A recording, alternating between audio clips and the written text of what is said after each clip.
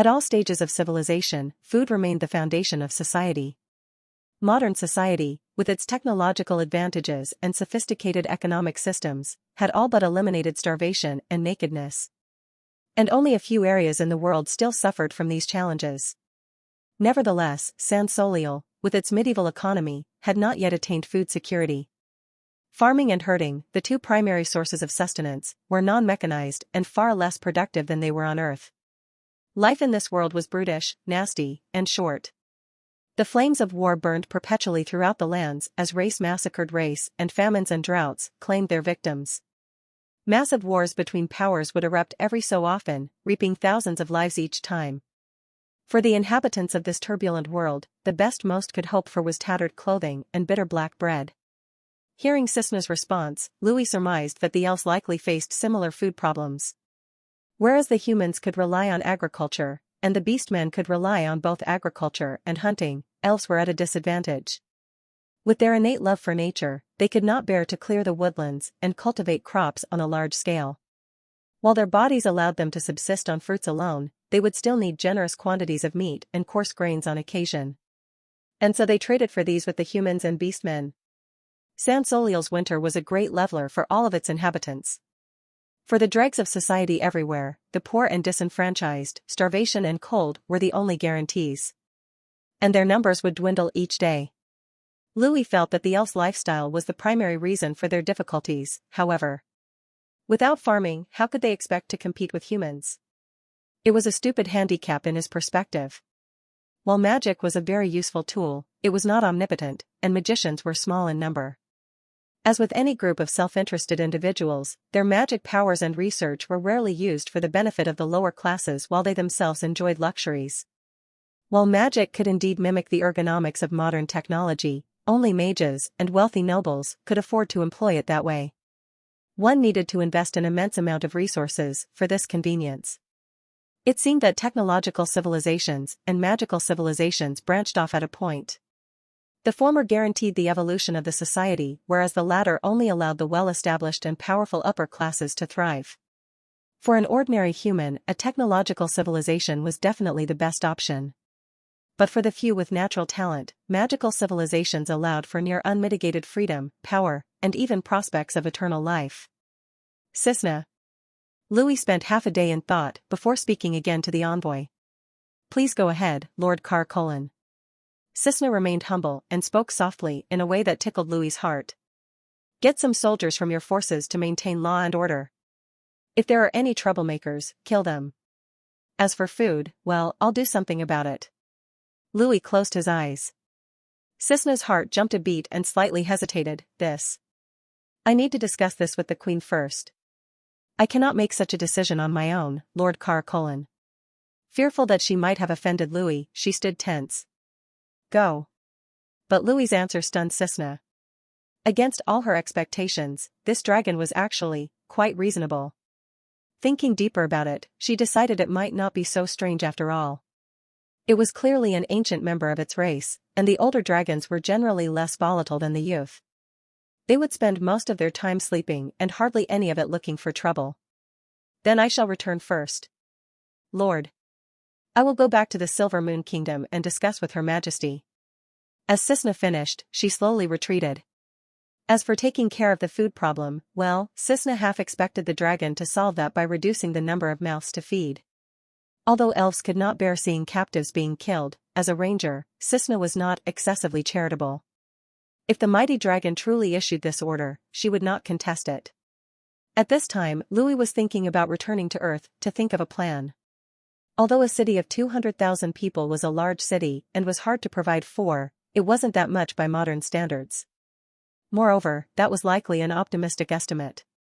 Louis's magic had probably killed a good number of them. While the remainder probably hated him down to the bone, he didn't care much. They were his captives anyways, and if they caused any trouble, he'd simply have them killed. Perhaps this was a dragon's natural perspective, but life seemed a lot less valuable to Louis now. After Cisna left, Marches turned to the sleeping dragon. He gazed deeply at it, seemingly desiring to speak, but lacking the necessary courage to begin. Anything you want to say, Marches? The dragon suddenly spoke, startling Marches. He did not dare conceal anything. Great Master, the elves were probably planning to occupy the city effortlessly from the beginning. Are you saying that the elves want to use me? No, Great Master, you are incredibly wise and far-sighted. How could those stupid elves dare use you? March is flattered and fond. Humph. If I was that queen, I would also do the same thing. Being able to occupy a city without wasting lives or resources is a huge bargain. But it's different now.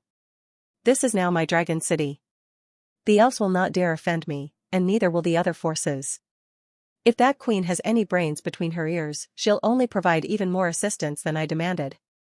Louis suddenly opened his eyes to look at March's.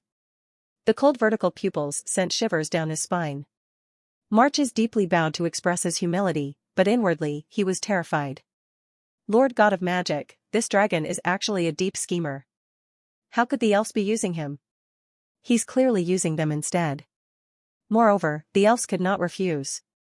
After all, what would they do if it allied itself with the humans and beastmen to massacre the elves? If the queen wasn't stupid, she'd throw all her support behind him. You can go, Marches. I wish to rest. For now, I leave the city in your hands. If there is anyone who dares resist, kill them immediately. Louis closed his eyes while lying on the mountain of gold. The master-slave contract they had signed meant that March's loyalty was guaranteed, and even some of his thoughts were made known to Louis. Louis could definitely trust him. Yes, great master. Marches bowed. Dragons loved to slumber, and in fact, they spent the majority of their lives doing so. He just hoped that this would be a brief nap, and not a rest that lasted several years. Manage the city well, and maybe I'll reward you, if I'm in a good mood.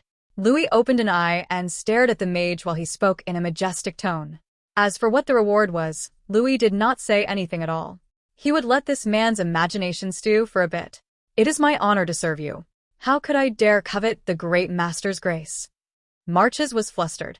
Shivering with excitement, he forced himself to keep a solemn and respectful expression.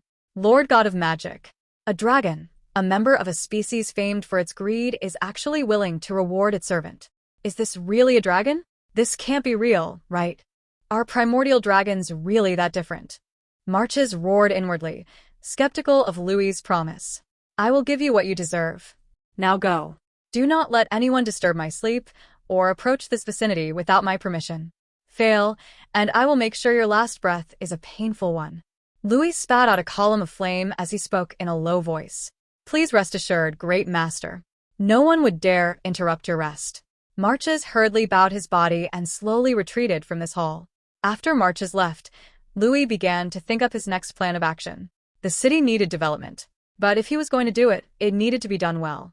After spending 7 years in high school and university altogether, Louis felt he was in a much better position to decide how to develop the city than the natives. This was despite his lack of management experience. The development could not be haphazard. It had to be structured, and with a grand vision in mind. The original central city had changed owners many times over millennia. But no matter which race captured the city, they would often only use it as a frontline strategic outpost. Since the city was easy to defend, it did not have many troops within it. Properly stationed, a few thousand soldiers could repel small armies. And even if an enemy launched a major offensive, Central City's location meant sending in reinforcements was quite simple for most powers. Every conflict centered around it would involve powerful legendary rank warriors, and some stories even mentioned demigods getting involved. Regardless, one thing was certain, and that was that each battle would leave countless casualties. This time Louis had easily captured the city, since he caught the theocracy by surprise. The theocracy might have been vigilant against elves, beastmen, and other enemies, but an unaccounted-for demigod primordial dragon was an extreme anomaly. Before they could gain their bearings, the city was lost. For the various races, Dragon City's strategic value was irresistible. To carefully protect it, they made sure to heavily restrict traffic from other races. Louis, however, was different. He was only a single individual, and this was his only territory. The land of dragons was tens of thousands of miles away, and he had no interest in it. Thus the city would become his outpost. This is located at the junction of several forces. With this territory and enough time, I can pull in members of the various races through commerce. Louis thought with great enthusiasm. Although he could use the elves to help him guard the city, it belonged to him in the end, and he would not let them dominate it. If he did, then the humans would likely be unwilling to stand idly by, and it could also be construed as him allying himself with the elves. The only person to benefit from this would be the Elf Queen. In Louis's plan, there could only be one owner of the city. Him. Whether it was the humans, beastmen, elves, and even other dragons, they needed to obey his orders. And so he intended to gather money so that he could do anything he wanted. With his identity, other powers would be unlikely to covet his territory. He would use this to his advantage and bully them as much as possible. It's time to develop capitalism. Louis decided upon a cultural invasion. By introducing the tenets of capitalism, he would gain a cultural and economic advantage over his foes, putting him a step before everyone else. Of course, in this world where individuals could conquer countries by themselves, the prerequisite to doing so successfully and maintaining control was that an individual wielded enough strength. Are you there, intelligent brain? I am, host. You can perform the first life evolution on me now, right? You can start at any time, host. In that case, let's start. I need to raise my base level of power in my normal state. After that, we can return to Earth, and I can think up a way to solve this food crisis. Louis spoke telepathically to the intelligent brain. Immediately afterward, he felt a cool sensation, like cold water running down his skin, all over his body. He moaned in comfort. At the same time, magic power surged like a tidal wave and converged on Louis. It made no clear disturbance on the physical world around it, but the waves it gave off would be obvious to any person of significant magical skill. The Archmage Marches looked back and saw that the center of the vortex was where the dragon lay. He shook his head and sighed. A single nap, and it causes such a huge commotion. That's too crazy. At the same time, the legendary rank powerhouses all over the world were also looking at this. The capital of the Silver Moon Kingdom. In the sanctuary under the branches of the ancient tree of life, bright green branches and leaves climbed on the walls of the palace eaves. A few mysterious multicolored fruits dotted the dome. A clear lake flowed into the palace, and a few brightly colored fishes would jump out of it on occasion. The flower and tree spirits were only as large as a human's palm. They weaved in between the flowers, giggling and laughing, and left trails of phosphorescent light behind them, as fireflies do. The palace buzzed with life. Outside, 2 elven guards in emerald green armor stood erect on the jade steps, guarding the sanctuary and their queen from any intrusion.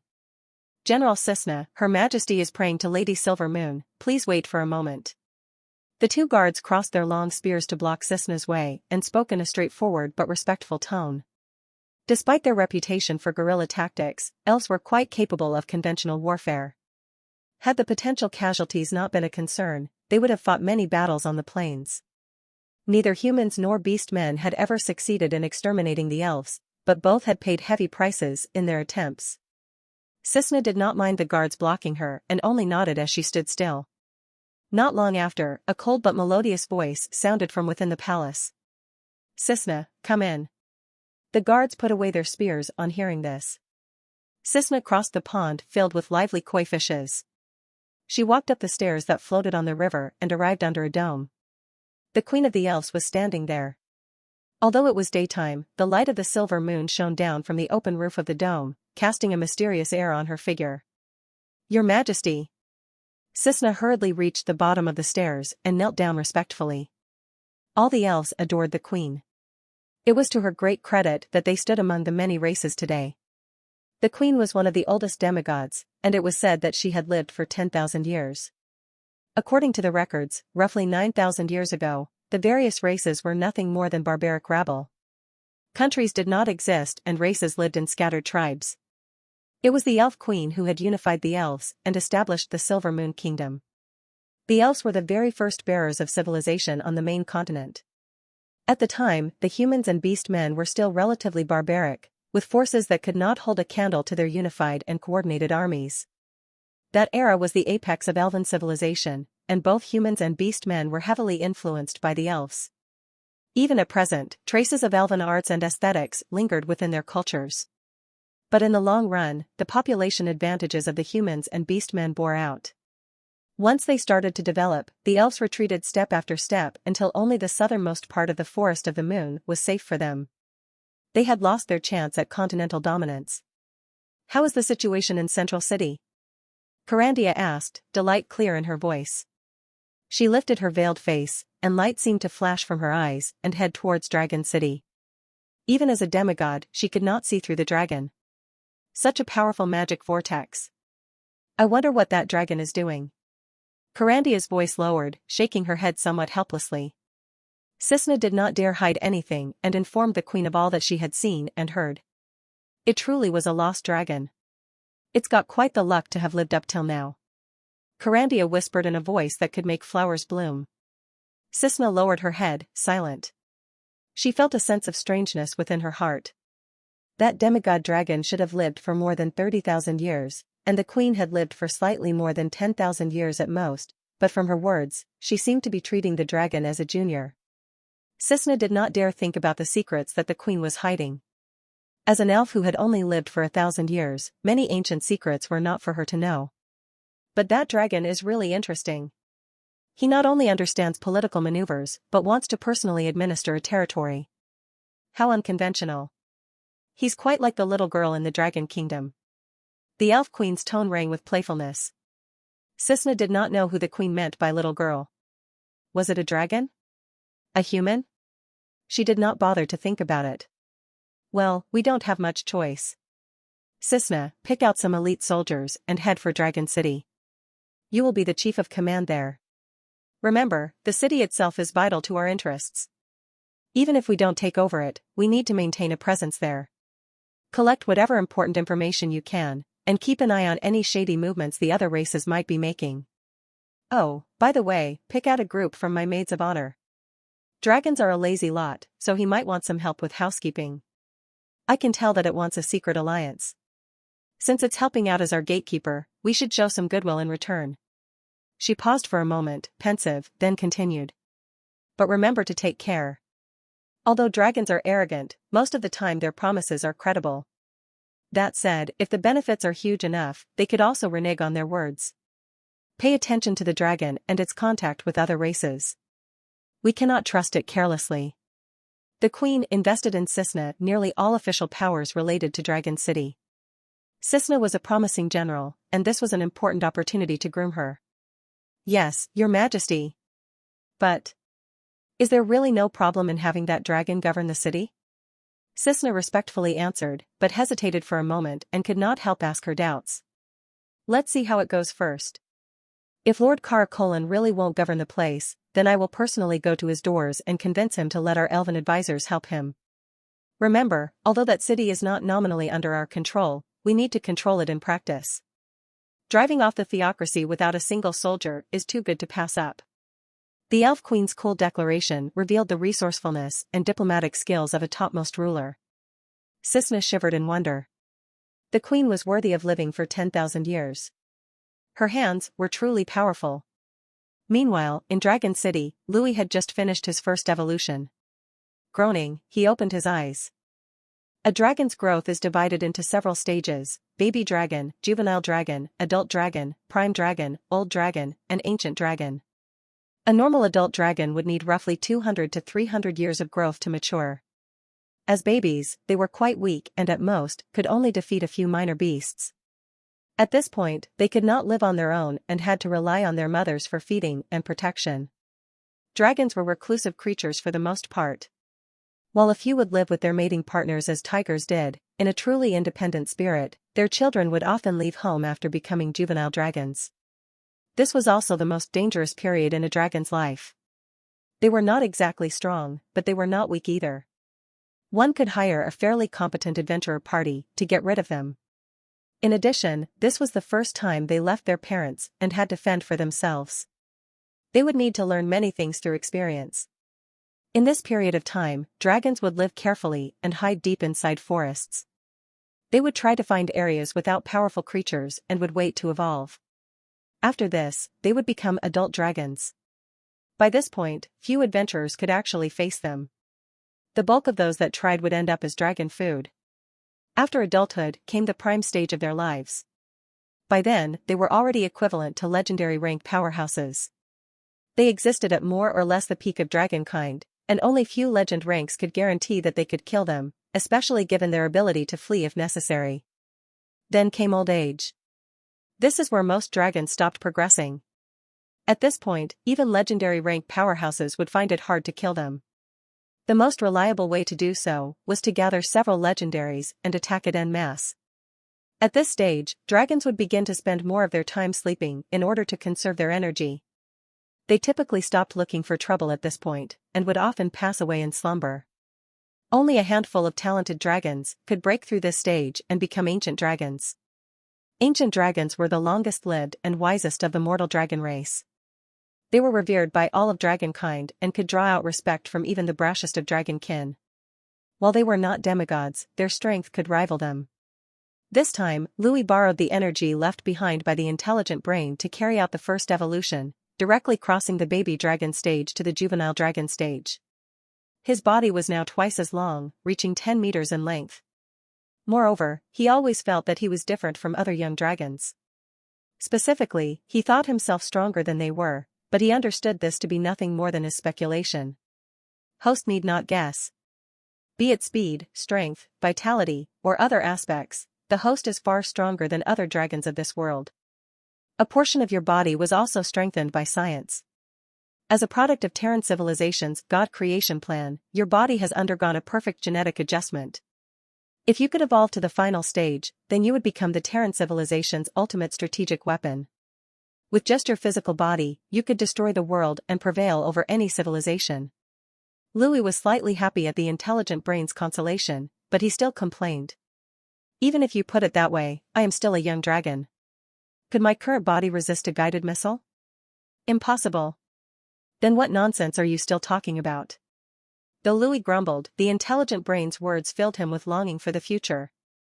Even if he was far away from the final evolution, he now had a clear goal. According to the intelligent brain's words, when he reached that final level, even guided missiles would be child's play for his physical body. There wouldn't be any problem at all even if he charged into a star, right? At that time, he would truly become a super dragon. Louis was elated as he thought, then he admired his new body. Following the change to a juvenile dragon, his scales, which were soft when he was a baby, had now become a lot harder. Divine power appeared to coat them, and he could see mysterious magical runes on each one. They were likely what granted dragons their formidable defenses.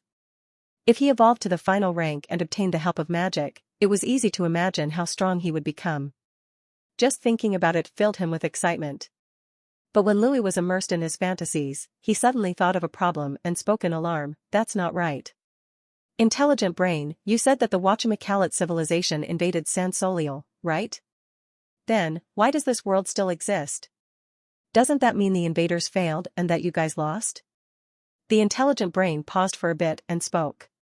Host has not deduced wrongly. The Terran civilization failed their invasion. While the aborigines of this world were incredibly weak, and the Terrans could annihilate most of them, the gods were an overlooked but critical oversight. They are a group of unscientific creatures with abilities not grounded in any understanding of materialistic laws. Take for instance, the host's use of Emerald Dreamland earlier. That is a phenomenon that Terrans could not replicate with science. In fact, several aspects of it violate numerous physical laws. Naturally, contracts and curses are good examples of this as well. Because they did not understand the gods, the Terran civilization's expeditionary force suffered heavy casualties.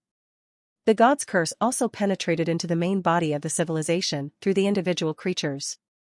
As a result, both civilizations suffered. Louis roughly understood what the intelligent brain spoke of. As a liberal arts student, even if he did not understand physics or biology, he had a small understanding of the nature of the laws governing Earth. For example, the ratio of a circle's circumference to its diameter is roughly 22 divided by 7.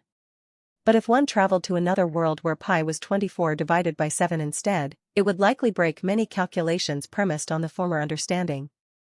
And though this was a minor change, because scientific equipment often relied on extreme meticulousness, the discrepancy could cripple entire systems. The more detailed the equipment, the faster it would fail. Louis appreciated the gods' abilities even more after listening to the intelligent brain. They could confound even basic arithmetic and turn 1 plus 1 into 3. With their curses and other strange abilities, the Terran civilization definitely suffered huge losses. This also shows that the Terran civilization's level of technology was not as overwhelming as imagined. If technology develops into its final stage, there should be nothing that could not be explained by science. Science and magic were just the same things, just with different rules of reference, he believed. But the words of the intelligent brain comforted Louis's heart. In fact, he had an inexplicable fear of the Terran civilization, which could say, "Intelligent brain, how is the Terran civilization now?" Although the information on Terran's failure had alleviated Louis's worries, he still felt a faint wariness towards the enigmatic entity. As his assistant was itself a product of the civilization, Louis felt he could not trust it 100%. That said, he knew it could give him the information he otherwise could not access. My deepest apologies, host. Ever since millennia ago, when the spaceship transporting me was destroyed, I lost any means of contacting the Terran civilization's mother planet. Louis thought for a while and felt that the intelligent brain's words were reasonable. After all, if they were still in contact, then given the value of the spaceship's cargo, they would definitely have retrieved it already. There was simply no reason to leave something like the five-colored dragon god's godhood on some backwater planet. Naturally, if they had retrieved it, then Louis would never have obtained the opportunity he had now. Host need not worry. Given the Terran civilization's technological prowess, the fact that San Soliel still stands means that some sort of internal problem must have occurred. Otherwise, in accordance with the Purification Edict, it would never give up on a world like San Soliel. As if sensing Louis's concern, the intelligent brain comforted him. Why does it sound like you don't care about your makers at all? In accordance with the Higher Intelligence Edict, my status as the most intelligent creature of the Terran civilization qualifies me to pursue my own freedom and livelihood. Naturally, as my life is tied to the host's, I am free to assist the host as I deem fit. Wow, so you are a rat. Louis's response silenced the intelligent brain. Only after a long time did it continue. After realizing that their level of scientific understanding could not analyze the gods, the Terran civilization attempted to create their own. Despite their enigmatic nature and powers, the gods of San Soliel could still fall under the relentless firepower of the Terran civilization. In this manner, the civilization managed to capture one of the strongest gods, the five-colored dragon god. At the time, the Terran civilization understood that godhood was the critical force behind any god, but proper comprehension of its composition eluded them. Following this, a plan was drafted to extract the godhood from a deity of San Soliel and utilize biotechnology in order to harmonize the strengths of magic and technology. The result of this is the host's current form. From the results I am aware of, the God Creation project was aborted prematurely, with no records of any successful experiment aside from the host. Thus, the host need not worry about potential competition from others. As the pinnacle of both worlds' respective technologies, once your body is completed, you will be the strongest existence in both civilizations. Louis felt his spirits rise at the intelligent brain's explanation. Thinking about it, given their advanced technology tens of thousands of years ago, they must have found ways around the resource constraints that challenged less sophisticated civilizations. It was quite likely that, as the intelligent brain said, the Terran civilization was facing internal crises. Moreover, once he completed his evolution, he would not have to worry about them anymore. Well, let's put this discussion on hold for now. We'll wait until I attain the so-called final form. I do not know how long it would take, but for now, I should solve the current problem of the city's food crisis. Louis turned over on the mountain of gold. After his evolution, it seemed smaller relative to his size, and so he felt slightly dissatisfied. He decided to look for more opportunities in the future to accumulate treasures. He buried the sword of the Holy Iris in the Gold Mountain, and then picked out a few magic scrolls to take with him to Earth in preparation for emergencies. As soon as he returned, he would need to confirm whether or not he could use magic on Earth. If he could, then great. Otherwise, he could only regret it in the future. He didn't bother to bring along the sword because he couldn't wield it in his dragon form. At the moment, his claws were far more suitable weapons. If he could turn into a human, then it would be useful, but until then it had to stew with the rest of the treasures. Ultimate transformation was the name of a special technique only dragons could use. Through it, a dragon could take any form, be it human, beastman, elf, or even an animal. Since he wasn't a pure dragon and did not inherit any memories, Louis could not use it. It would take him catching a dragon and obtaining the information from it in some way or the other for him to learn. Dragons also had another remarkable talent. And that was their ability to be attracted to members of all races. For example, a human could never tell if a sow looked good or not, but a giant dragon could look at a sow from the perspective of a boar, and then turn into a boar to mate with it. That was why they gained notoriety as lustful creatures. With the existence of ultimate transformation, anyone would think the same way. It's truly a pity. Although a dragon can produce draconic offspring with many animals, many other races could not give birth to a dragon's offspring. I guess that's part of why they're facing reproductive challenges. Finishing his preparations, Louis prepared to return to Earth. Please be at ease, host. Though most dragons find it hard to produce offspring, with the Terran civilization's biotechnology, you do not suffer from such constraints. As the only successful experiment of the God Creation Project, you can impregnate any creature you wish, be it male, female, or even asexual. Wait a minute. I can understand females, but what do you mean by even males and asexual creatures? Apologies, host. I cannot be any clearer than I already am. The intelligent brain's answer frightened Louis. So I'm not only a two-way fork, but the legendary three-way fork. Because the host has perfect genes, there was also an experimental plan to let the artificial god from the God Creation Project mate with different species to create more new species. Host should experiment and work hard. I'll be cheering for you. That's too ridiculous to even consider. Forget it, let's talk about it after learning ultimate transformation. The host can completely mate in the current form. There's no need to convert into another form.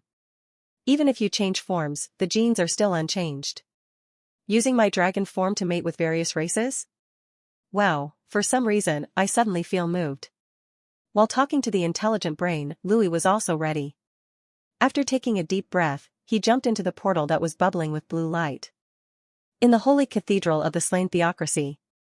The building had a large, domed roof, constructed from stained glass. Countless semi-transparent shards were arranged in intricate patterns, refracting the sun's rays in a kaleidoscope of colors. Red, green, lilac, and a plethora of other hues combined to create mesmerizing fractals of light and shadow. It created a solemn and yet sanctified atmosphere that could command reverence from all. Within the building stood numerous statues, each asserting by its presence a historical tale of heroes and saints. Carefully arrayed candles that burned in silence granted the interior an enchanting serenity, and within the center of the church stood 4 statues, appearing to watch over all things mortal. Beneath each of these statues were countless candles. In the middle stood a kind-faced old man, closing his eyes and muttering prayers. Suddenly, the candle under the statue of one of the gods went out, and he let out a sigh. So, a beer has fallen. And without taking the next step too. His soft words carried sadness. He lowered his head even more and prayed faster. May you ascend to heaven and enter the kingdom of the gods.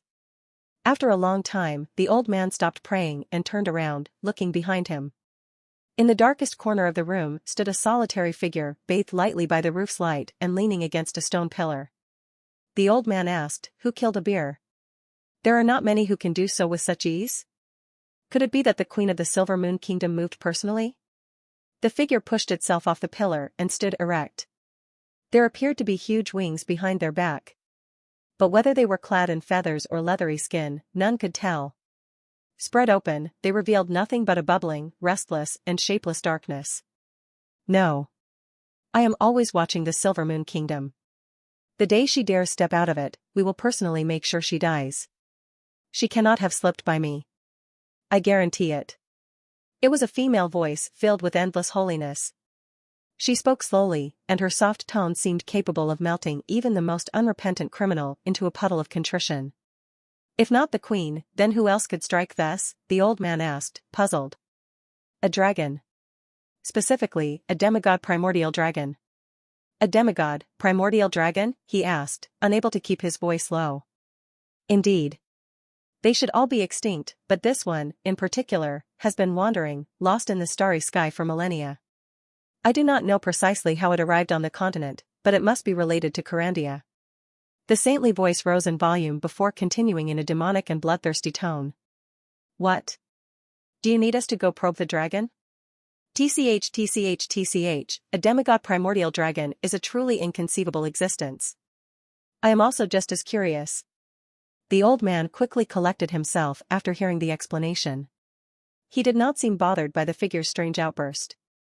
He muttered to himself and shook his head. Although demigods are terrifying, once their divine power is exhausted, it is possible to make them fall.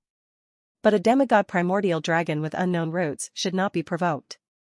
If we waged a full-scale war against it, we would suffer heavy losses. If it was only the dragon we had to worry about, then so be it, but I'm worried about our other enemies. The head of the theocracy's Holy Iris Knight Order has fallen, Central City has also been lost, and yet you are still able to endure it.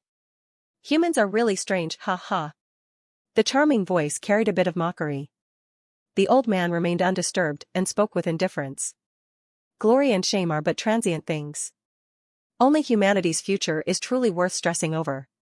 At this time, the church door suddenly opened.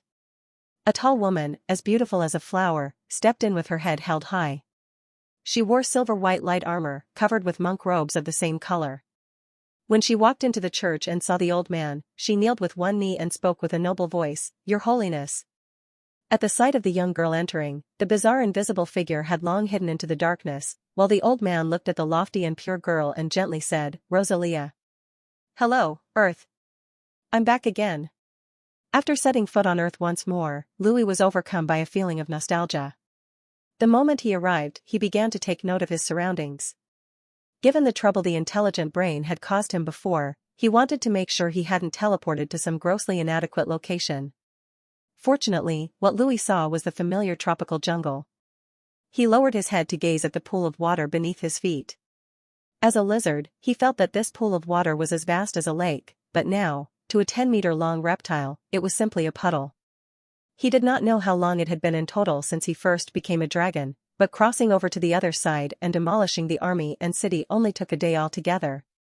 In this short amount of time, Louis's life had changed completely. Sighing, Louis closed his eyes and felt for the differences between Earth and the other world. It seemed that while the magic climate of San Soliel was hyperactive, Earth's was rather inert. If the former world's magic could be described as a flowing river, then Earth's was a lump of rock. Earth also had a kind of magic called spiritual power.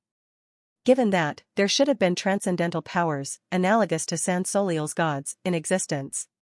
But according to the intelligent brain, there were no magical creatures on Earth. It seemed that the birth of transcendental powers was determined by special energy fluctuations unique to San Soliel. This special energy belonged to the root of the world, and the lack of that energy on Earth meant that it could not create a real transcendent. It was no wonder, then, that human beings could only find scammers and not a single person with a true command over the supernatural. That is to say, I became the only magical creature on Earth? The only one who can use transcendental power?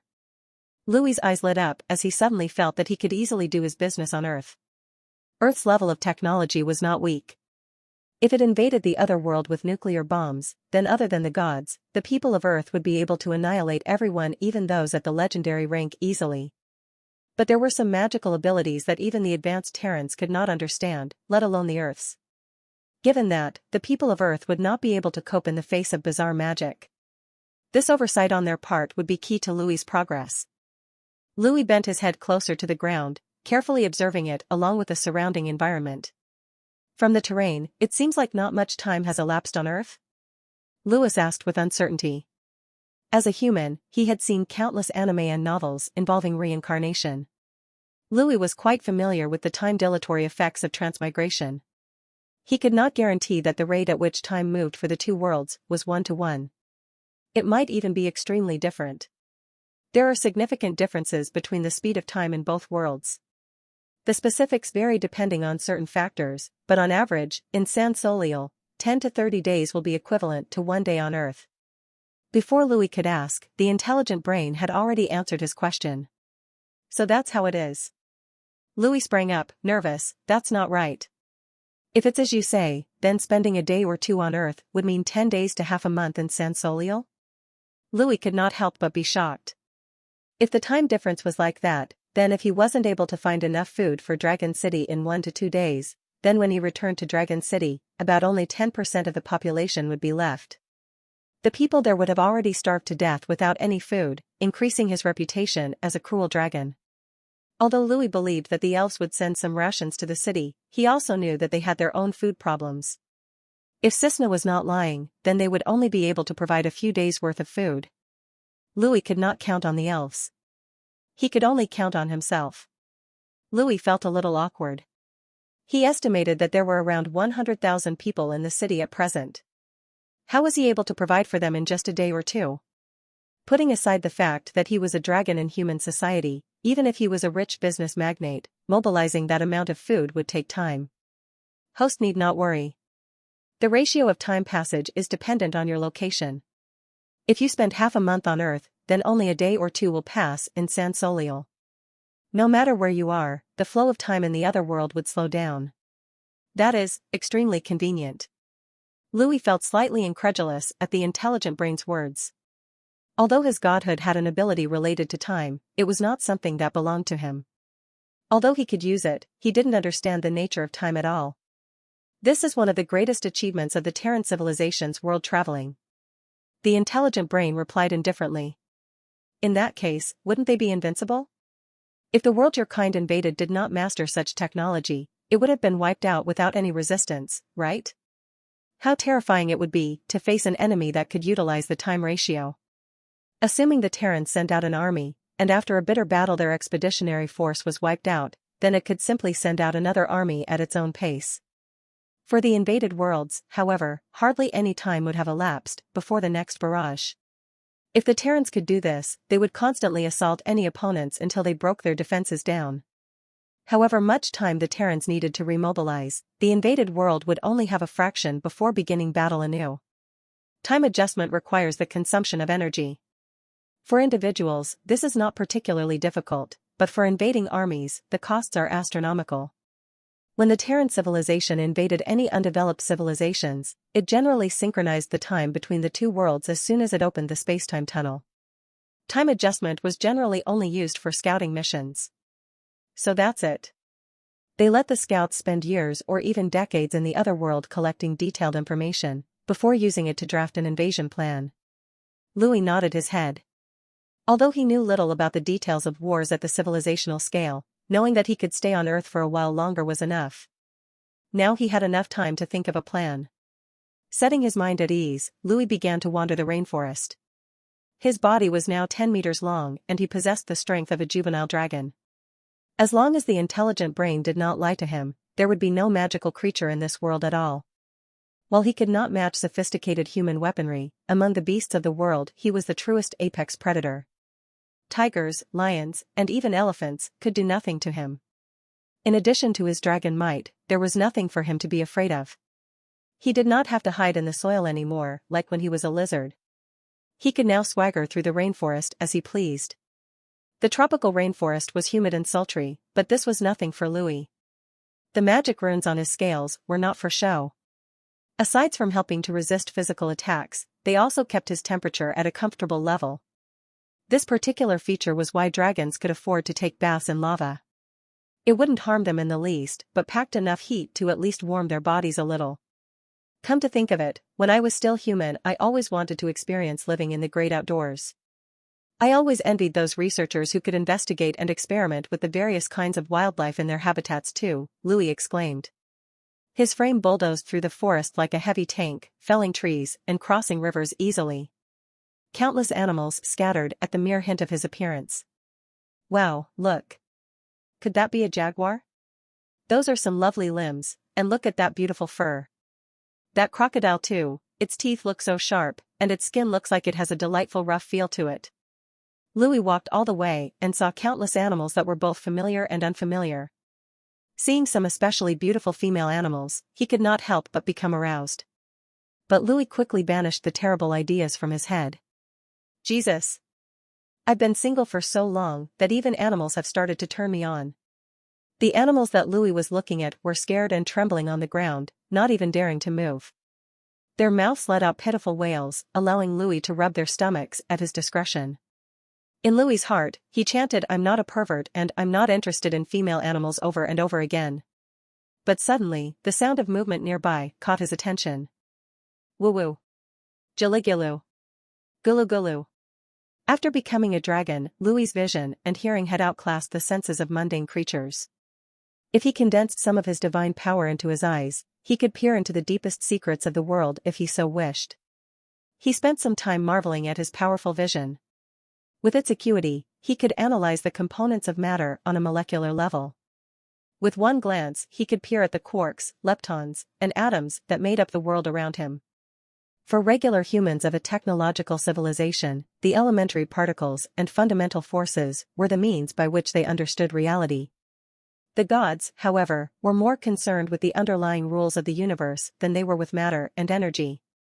The sound Louis had heard was not the roar of an animal, and a closer listening didn't tag it as any modern language he was aware of either. Interest piqued, he made his way towards it. Perhaps in San Soliel, he might have been more careful, but here in the forest as the literal king of the jungle he had nothing to fear. Soon the mystery cleared itself up. Intelligent brain, is this really 21st century Earth? Louis asked his companion telepathically. The probability of the teleportation having failed is extremely minuscule. I am confident that this is the same planet that the host departed from. Hearing its answer, Louis took a deep breath. Then why are there still primitive people here? In his line of sight, he could make out 20 to 30 dark-skinned people. None of them, male or female, clothed their torsos, and all wore only a short piece of cloth over their loins. Their skins were painted with strange colors. Of the men, some had pierced lips, while the women had coiffured their hair in exotic hairstyles.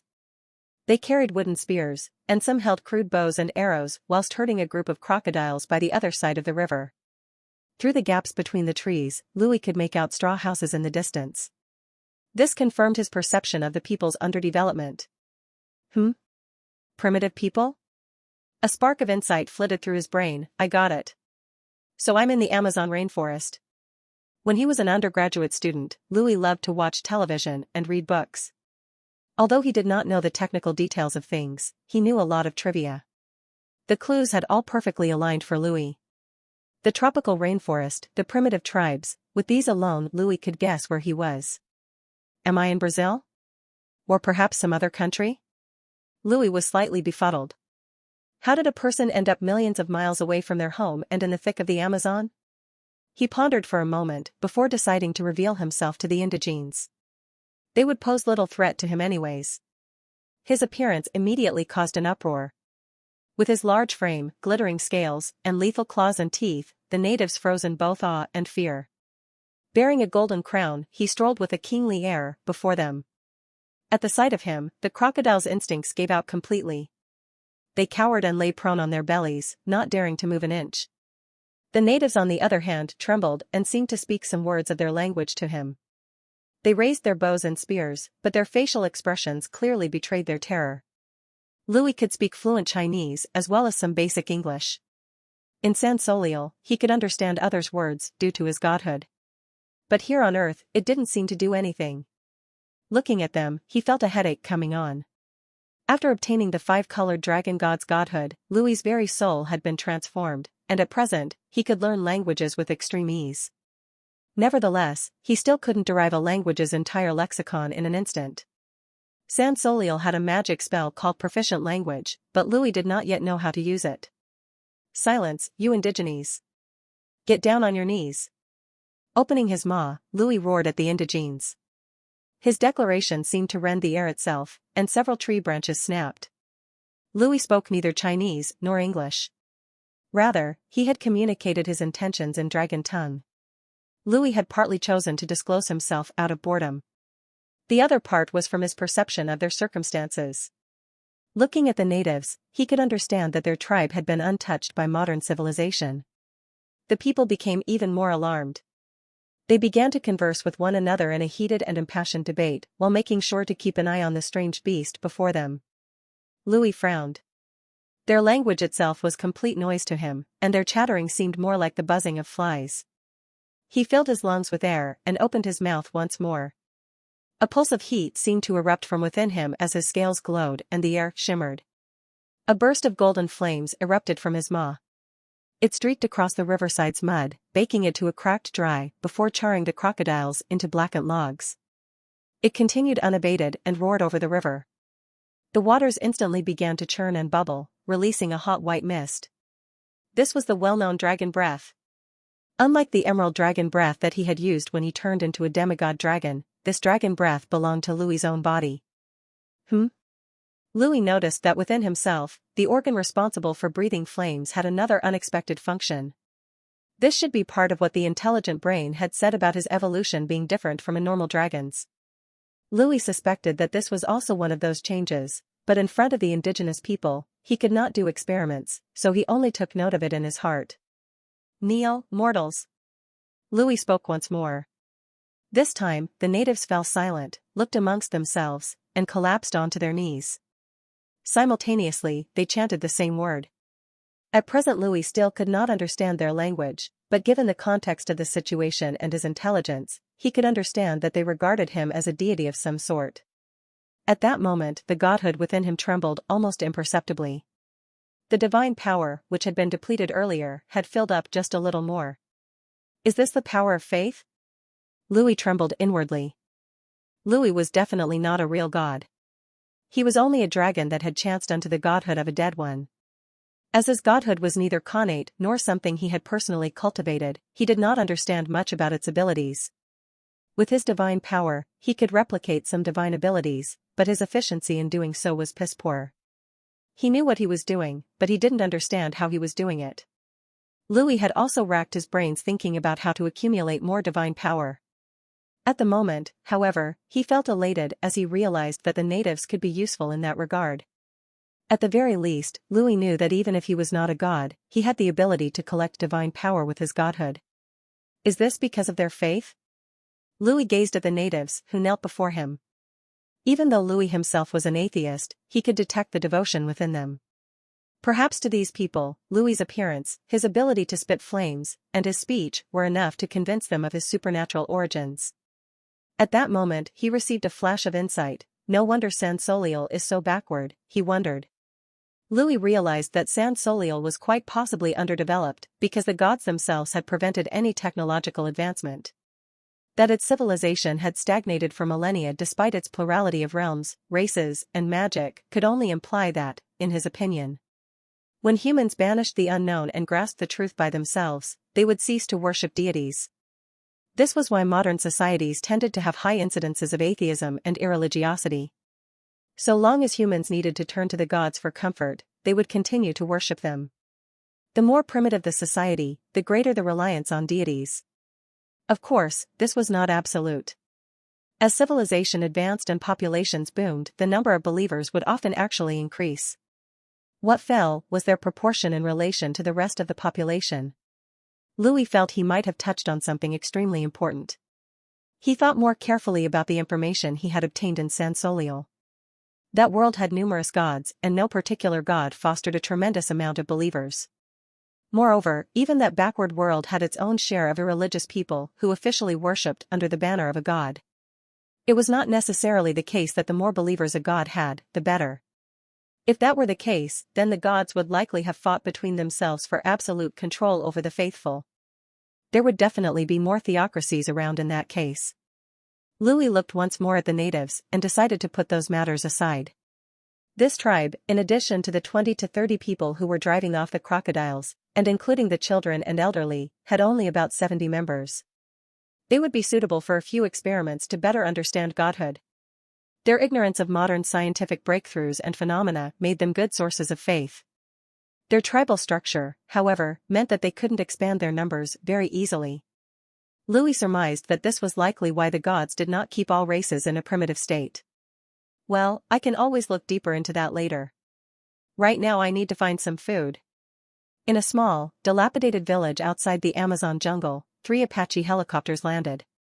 Under the gale of propellers, a group of locals held back their curious children and watched the aircraft's passengers alight with trepidation. The men were heavily armed and carried heavy bags bearing the insignia of the U.S. Army. Their numbers were small, but each bore a steely look in their eyes that only the hardest, toughest, and most exemplary of soldiers could bear. "Captain, now that we're here, you have to tell us what this mission is about. The humidity here is killing me." An officer walked to his superior's side, complaining. The captain ignored his grumbling subordinate. His eyes were covered by a pair of thick-rimmed sunglasses, and he shouted, "Attention!" At this, all soldiers present, including the one pestering him a while ago, arranged themselves in a straight line. Each man stood erect, with their fists firmly by their sides and their chest puffed out. The commander went over several cycles of ordering the soldiers to attention and ease. With his hands behind his back, the captain walked back and forth in front of the soldiers. "Our mission today has been ordered by the President himself as well as the Secretary of Defense. The soldiers kept their heads high and stayed motionless, but their eyes carried a gleam of expectation and excitement. Sorry to disappoint you fuckers, but there's no one to kill or kidnap this time. We're here to do reconnaissance of this area with no other instructions. We'll be moving by foot, so prepare your asses for a long march. Yes, sir. Despite some disappointment, the soldiers responded firmly. Sir. At this moment, a soldier spoke without looking away. Speak, Private Bourne. Since we're here to investigate, what are they here for? Bourne indicated, with a tilt of his head, towards the passengers that had alighted with the soldiers. Over there is a professor of ecology from Stanford University and some of his students. They happen to be in Brazil right now to conduct ecological research on the Amazon jungle. In this unknown terrain, some expertise is required. This is also on orders from above. The captain paused before continuing with a smile. He also gives us a good pretext for coming here. Professor Johnson is a well-known ecologist, and protecting him is quite important as he goes on this journey. At the captain's words, the soldier nearly broke out into laughter. What excuse could be more superfluous? As members of the United States Army, the defenders of the free world who would stop them from roaming wherever they pleased. Their battleships could wander any waters they wished, and their planes could bomb whoever they wanted to oblivion. Given this small-scale operation, what was the point of even giving an explanation? The 5 people from Stanford University were organizing their equipment before their trek through the jungle. Among them was a beefy middle-aged man who directed the remaining 4. He was Professor Johnson, and the 4 individuals accompanying him were his students. 3 of them were male, and the last was female. Professor, why are those soldiers following us exactly? The Soul Lady asked. I genuinely don't know, Lucy. This morning the university called, asking to let them accompany us. Apparently, the Department of Defense is involved in some way. Professor Johnson's tone also carried a bit of dissatisfaction. With his status and accomplishments, he did not feel comfortable being rushed into this kind of collaboration without more information. Well, let's just consider them as bodyguards. The forest is full of dangers after all. So long as they don't interrupt our research, it should be fine. And who knows? They might turn out to be useful, the professor continued. He gave a helpless shrug. At this juncture, one of the other men spoke. That's right, Lucy. This place is just teeming with danger. There are poisonous insects and fierce beasts by the dozen, and these soldiers might give us an added layer of protection. He courteously spoke, and eyed her affectionately. If I didn't understand your love for zoology, I would never have brought you here. Goddamit, Dylan, do you ever stop? Lucy snapped. At once, the remaining students broke out into sniggers. It was common knowledge that Dylan was head over heels for Lucy. He came from a wealthy background, and Lucy, one of the most beautiful ladies of the university, was someone he had been courting for a long time. The two were already considered by most on campus to be a couple. The professor smiled inwardly at this and reminisced over his own youth. From the corner of his eye, he made out the bespectacled captain approaching them. He clapped loudly to call his students' attention. All right guys, let's finish prepping. I'll be having a chat with the captain in the meantime. He then walked over to meet the military man. The officer saluted the professor before taking out a map. I apologize for the interruption, Professor. I'm sure it's inconvenient in many ways, but there's little we can do about such direct orders. It's no big deal. I'm only a citizen, but I know that sometimes our cooperation can go a long way. In any case, you aren't the one inconveniencing us. Your bosses are. The professor's words were amicable, but conveyed his slight annoyance with the arrangement. The commander smiled apologetically and handed the map to him. Please take a look. The area marked here is our destination. I am not at liberty to explain the mission's contents, but will you be able to help guide us there nonetheless? Professor Johnson looked at the map and frowned. This is quite deep into the forest. I have no problem taking you there, as it happens to be within my scope of research. However, it's best that I make something clear. Though there is little conflict in this area, it is nevertheless quite dangerous. I would appreciate it if you could listen to my advice as we go through it. It could be the difference between life and death. No problem, Professor, the captain laughed. I'll keep those bastards of mine in line. In that case, the professor nodded and pointed at an area on the map. I would suggest landing here. Of all the areas close to your target, it's the most suitable for a helicopter landing. The professor drew a circle over the designated area before continuing. I must confess beforehand, officer, that neither I nor my students have any military training. If you wish to conduct any military maneuvers like helicopter taxiing, I'm afraid you'll find us incapable. No need to worry about that, Professor. I have kept in mind you and your students' abilities.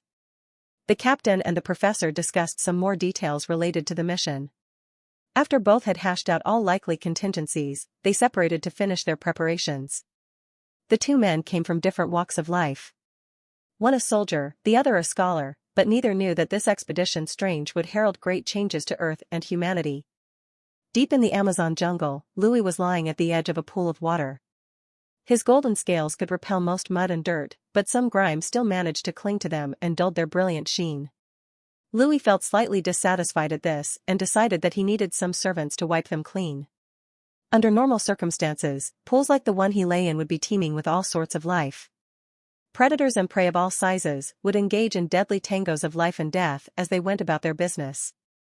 However, Louis's presence had emptied the ecological niche of all its members. Within the few hundred meters surrounding his location, no small animals could be found. At this point, he had spent several days thinking about how to resolve the food shortage in Dragon City, but no solution seemed to work. 100,000 people really were too big of a population.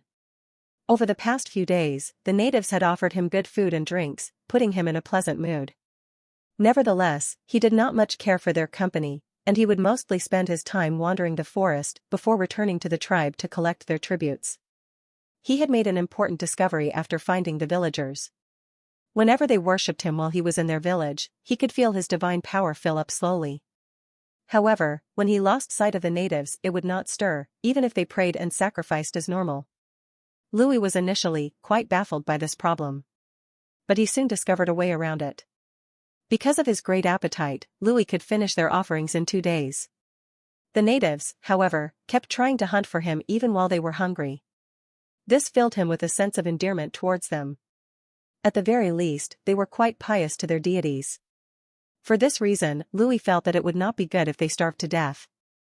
As a god, it was not good to rule by fear, and that he should at least answer the prayers of his believers. Of course, as a fake god, he couldn't actually reward them with divine arts. Neither could he personally hunt to feed them. No, that would diminish his divine prestige. And so he came up with another method of helping them out. Plucking a single one of his scales, he granted it to them. The scale contained a faint amount of his mighty presence, and the natives could take it along with them on their hunts. It would help decrease the resistance of their prey and improve their hunting efficiency. It also helped him in another way. Because the natives would worship the artifact he had bestowed upon them, he would be able to receive their faith at all times, even if he was not personally present. From this, Louis hypothesized that the statues of gods often served as conduits for the faith their believers devoted to them. Since he was not a true god, and so even if a statue was carved in his image, it would be useless. That said, the dragon scale was a part of his body. With his godhood, as long as the believers prayed to his scales, they could also pass on their small amount of faith to him. Although 70 believers were not many, for a fake god like Louis, it was already a rare asset. Just when Louis was thinking about gods and food, his acute hearing once again sensed something. Eh? This is the sound of human footsteps? Moreover, it's not just one person, but a group of people. Louis became alert. How? Soldiers? And are those guides with them? No, more like researchers. Despite being a significant distance away, Louis' senses could pick up on the features of the new visitors as they approached. It was a small group of people, some of whom were armed to the teeth. He could detect about 15 of them. About 2/3 were combatants, and the remainder seemed to just plod along at their own pace. They trudged slowly through the forest, and from time to time the unarmed members of the group would crouch down for a closer look at some plant or animal before taking a photograph. If it's just an exploration, then why the need for soldiers? Louis felt slightly puzzled over this state of affairs. Indeed, there were many parts of the world that anthropologists, ecologists, and zoologists would love to visit, and the Amazon jungle was one of these scientific hotbeds. Many parts of it remained untouched by modern civilization, and as such there were many mysteries within it that were yet to be revealed. Naturally, it held a powerful allure for those of the biological sciences, but ideally, they should have been accompanied by local guides and not soldiers. Louis felt a sense of alarm creep up his spine. Have I perchance been discovered somehow? In that case, would this be a reconnaissance party? What shitty luck. Louis was sure that there were still many undiscovered species in the world. That said, he had only lived on Earth as a dragon for a few days, and he had never left the Amazon jungle. Who could possibly be so bored as to watch the forest day and night for any potential disturbance and then send a search party soon after? The Amazon jungle was absolutely huge, about half the landmass of China. It was crazy to think that someone had spent resources pouring through all the satellite footage of the area before finding a strange lizard. But this is also a chance for me to get in touch with modern humans. Perhaps it might prove to be quite fruitful. Louis's eyes flashed with excitement.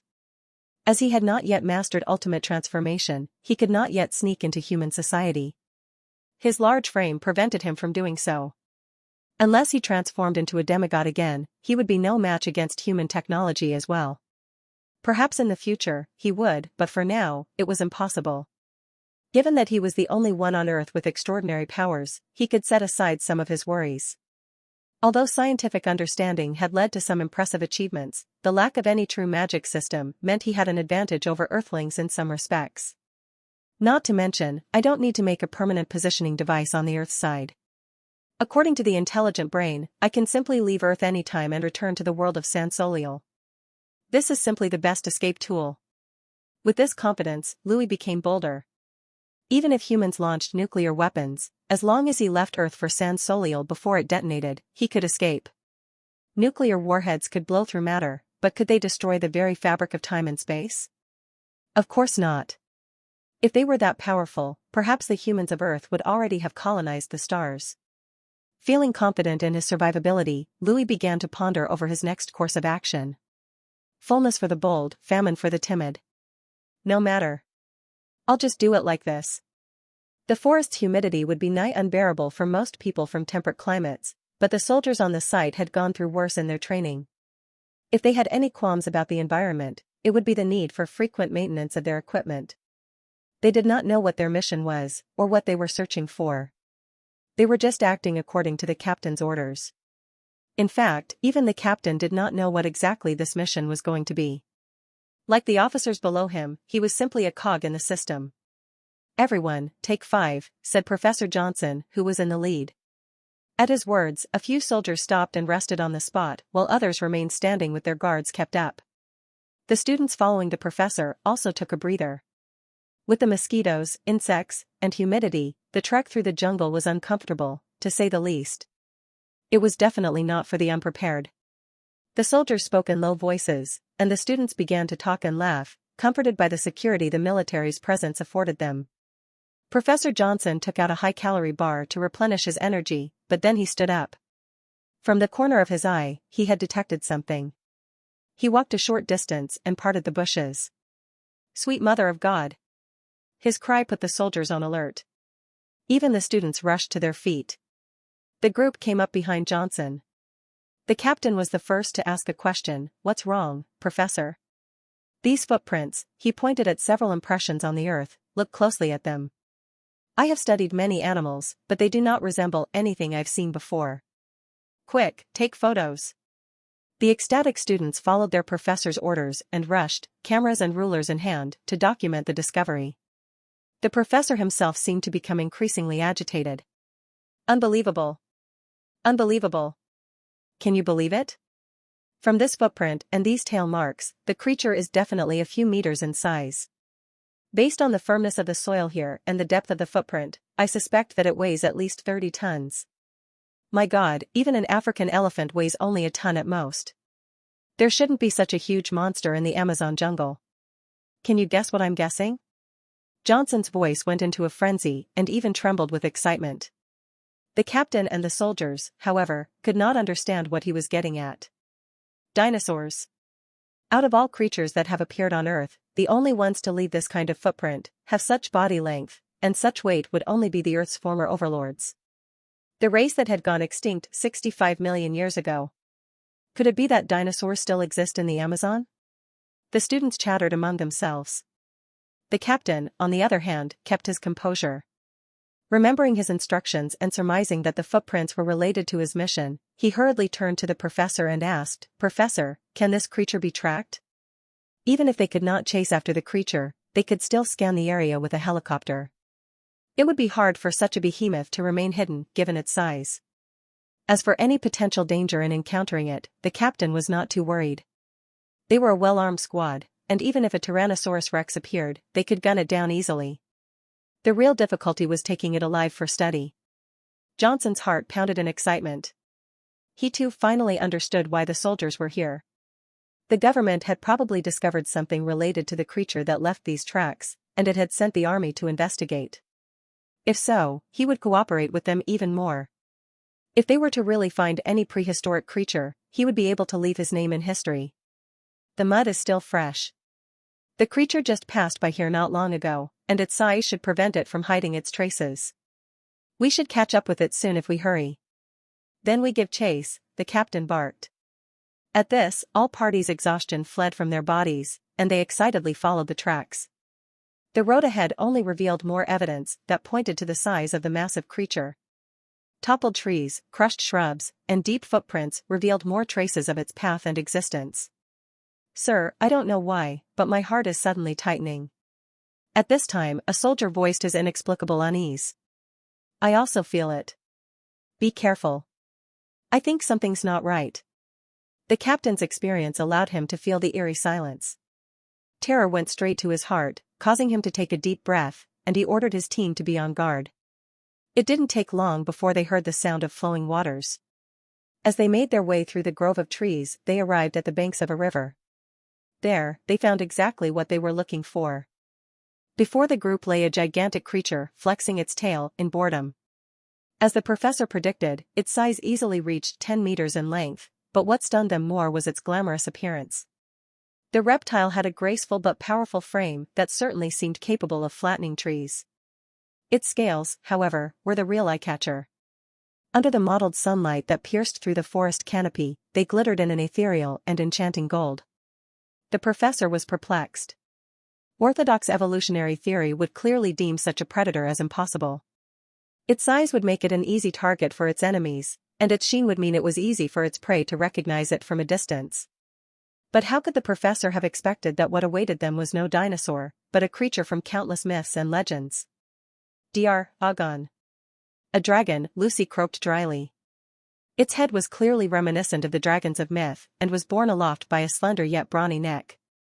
On its back was a pair of bat-like wings, and its spinal column eventually gave way to a heavy and muscular tail. The tips of its powerful limbs were adorned with sharp claws. Each scale shone as though coated with a mysterious metal. And its inverted pupils gleamed with a cold but elegant light. "Professor. This is not a dinosaur. This is a dragon." Shivering, Lucy managed to form a cohesive sentence. From her understanding, rather than from a Western standpoint, dragons were never good omens. Rather they were tyrants and destructive creatures. The original draconic legend originated from Mesopotamian and Babylonian mythology. The canonical clay tablet, the Enuma Elish, told of the creation of the world and gods by the deities Apsu and Tiamat. In the myth, the gods represented reproduction and sanctity, and dragons were forces of destruction. Under the cultural interpretation of Greek mythology and Christianity, dragons were further cast as symbols of greed and despotism. Impossible. How could this be? Unless. Could the myths of old actually be true? Professor Johnson first murmured in shock, followed by wild joy. "A dragon. This is a dragon. Huh. What dinosaur? Those are simply crappy lizards in front of this. This will transform everything we know about ancient mythology, biology even." Compared to Professor Johnson and his students, the soldiers had composed themselves much faster. Nonetheless, each one was filled with shock and disbelief. They could not help but instinctively grasp their weapons a little tighter than before, and some began to swap out their live ammo for tranquilizer bullets. "Captain, is this why we're here? To catch a fucking dragon?" "Huh." Private Bourne spoke with an expression that was at once excited and fearful. Somehow, each soldier felt a deep reluctance to confront the creature before them. Despite their training, they seemed to hold an almost genetic fear towards it, like rabbits in front of a lion. Yeah, this should be our target, said the captain with clear unease. Their superiors had basically told them to go poking around the area, and then a dragon had turned up soon after. If this wasn't what they were looking for, what was? Wait a minute. Look at its head. Professor Johnson exclaimed. In their stupor, everyone else had failed to notice something critical. Turning their eyes towards the dragon's head, they all saw that it sported a gorgeous crown. The headdress seemed a perfect match for the golden luster of its scales. That crown is definitely a human-made object. Professor Johnson murmured, followed by a change in countenance and a look of horror. Satan. Satan. It is written in the Bible that one of the signs of the apocalypse is the descent of a great, fiery red dragon having 7 heads and 10 horns, and 7 diadems on his heads. Professor Johnson's words caused the faces of those who heard them pale. Although the dragon before them was a golden one and had only 1 head, the crown that it was wearing would indeed be reminiscent of the enemy of the Holy One. The captain was not entirely convinced. He comforted his men and steeled himself. Don't panic, Professor. Even if it really is a dragon, there's no way we can't gun it down if we need to. The ancients might have described dragons as being powerful, but they didn't possess the means we have now. At the captain's words, Professor Johnson calmed down, slightly embarrassed by his outburst. Indeed, he made a good point. Even if dragons existed, there was no reason why they would match modern weaponry in lethality. And they were assisted by the military after all. At the same time though, they conveniently ignored that in the legends of old, dragons could contend against angels and monsters. Before the miracles spoken of in myth, current human technology counted for little. But right now, they could only subconsciously avoid this reasoning so as to comfort themselves. The dragon got up. It unfolded its wings, and instantly the surroundings were cloaked in darkness. As it reared its head, the party got a better look at its incredible stature. At that moment, everyone took a nervous gulp. Humans! The creature widened its maw, and strange sounds erupted from its mouth. They were syllabic in structure and did not match the ravings of a beast. Little did they know that it was pure dragon language. Professor Johnson was stumped. With his lifetime of knowledge and dabbling in other disciplines, he could appreciate the linguistic structure in the dragon's speech. In other words, it can talk. The professor screamed and the captain, fear seizing his heart, roared, "Fire!" The next moment, the soldiers sent a volley of tranquilizer darts in its way. Ahead of their journey, the soldiers had prepared many potent tranquilizers, so potent that they could instantly knock out any large animals. In most cases, the thin and firm needle, assisted by the kinetic energy of being fired, could easily pierce through the skin of an animal. Once the darts pierced the skin, the residual momentum would inject the tranquilizing agent directly into the target's bloodstream. In a matter of seconds, even large animals would succumb to a medicated slumber. This was yet another example of human dominance through technology. Right after the tranquilizers were fired, the captain felt a sense of calm. He knew, rationally, that they would easily pierce the dragon's scales. And the anesthetic within them could put a herd of elephants to sleep.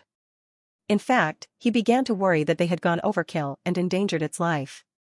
After all, in high enough amounts, anesthesia could be lethal. Ding ding ding ding. Of course, that was far from what happened. From the very beginning, the darts had no chance of piercing Louis' scales. Rather they stopped dead in their tracks or glanced off when they made contact with him. The dragon lowered its head and looked at the tranquilizer needles that had fallen to the ground. Its gaze remained emotionless and cruel. Suddenly, it unfurled its wings again and raised its head. Under the apprehensive stares of the combatants and Professor Johnson, a ball of light crept from its chest to its neck before finally reaching its throat. It opened its mouth, and the next instant spouted golden flames. Whoosh! The fire swept past the earth, leaving a deep ditch on the ground. It caught the expeditionary force completely by surprise. Aha! There were blood-curdling screams as it swept through the combatants.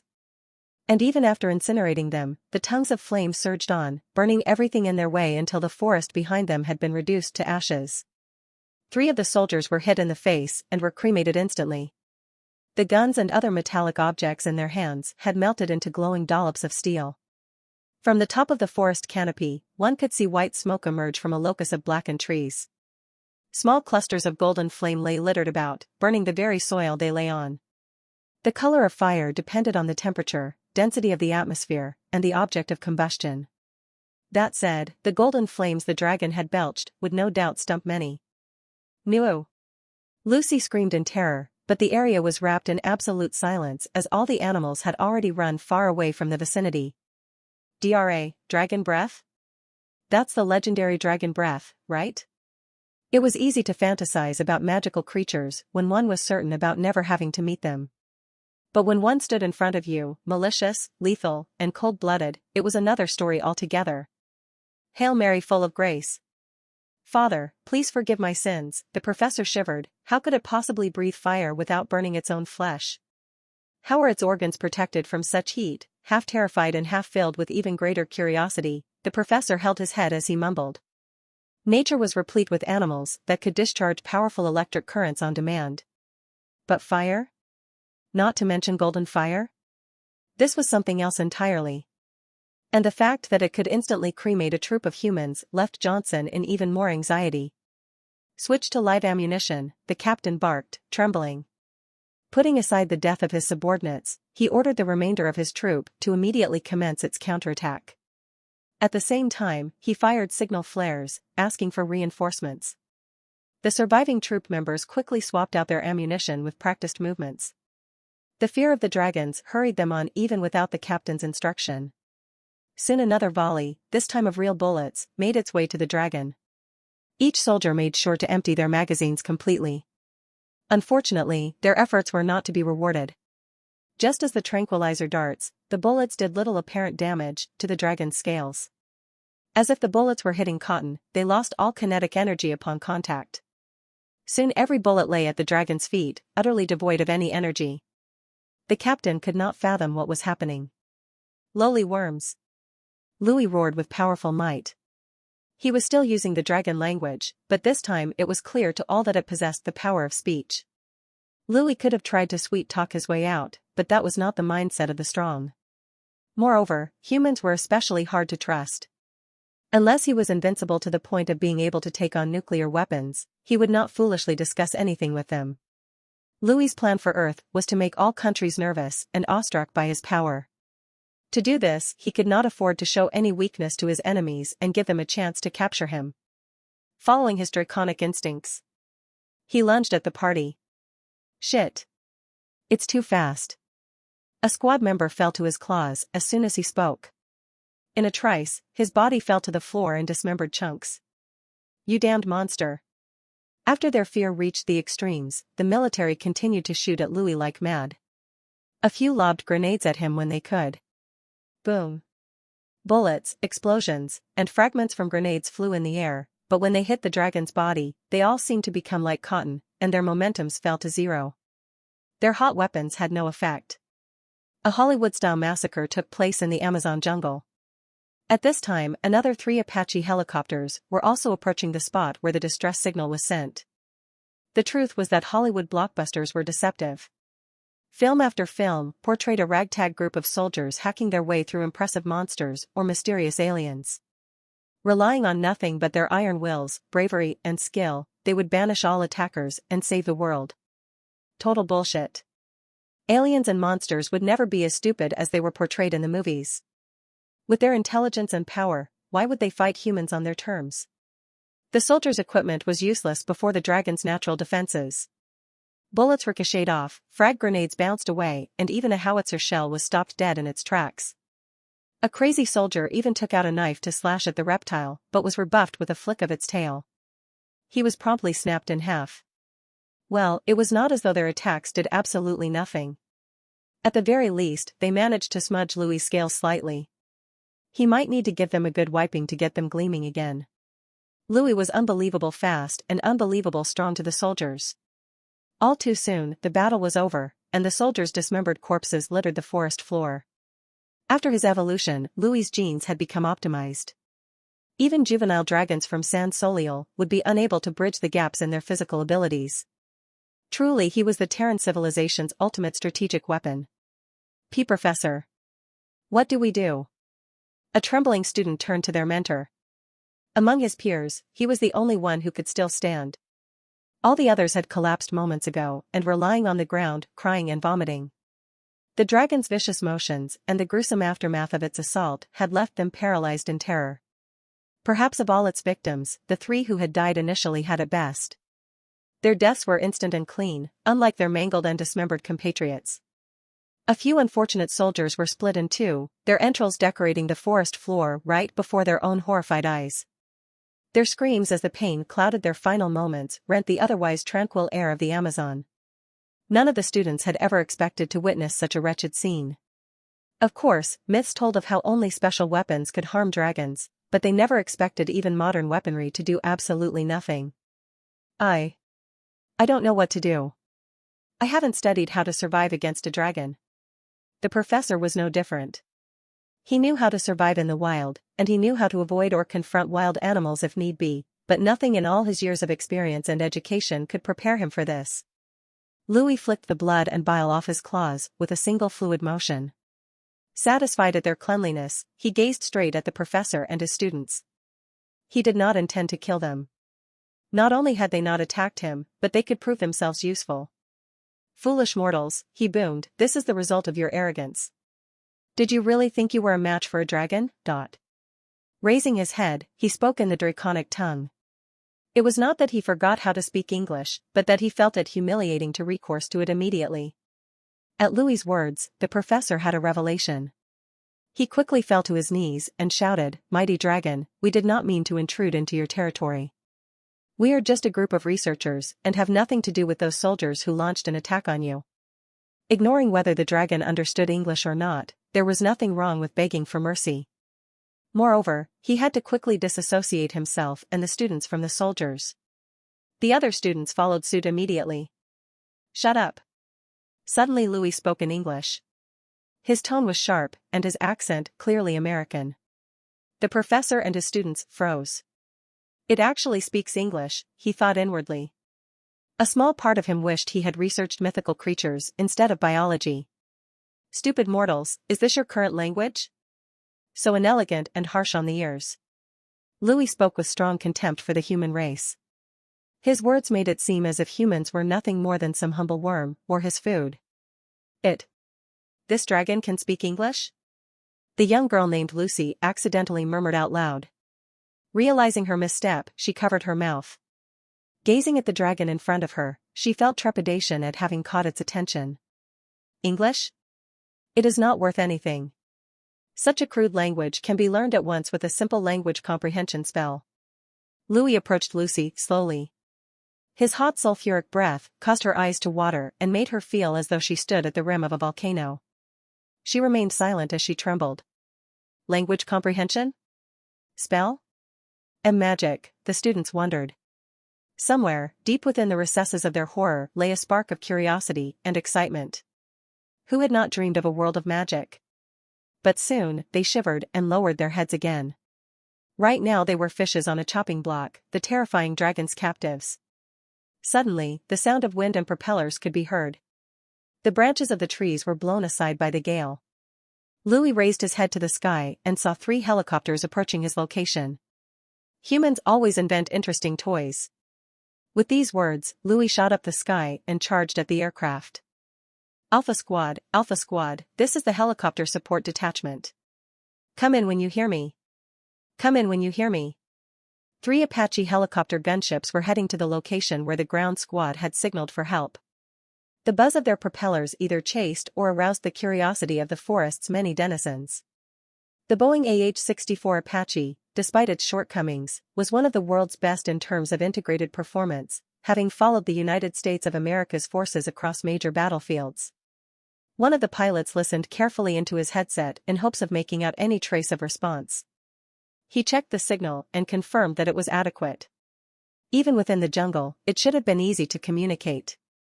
"FUCK, there's no response. I don't know what the hell happened down there. Increase flight speed and stay alert." "Yes, sir." The thick green forest canopy made it nearly impossible to make out what was happening on the ground. Despite their anxiety, they could only proceed towards the distress signal's location. Suddenly the officer saw a golden flash from the corner of his eyes. His instincts kicked in as he prepared for a missile strike, but the helicopter's warning systems remained inert.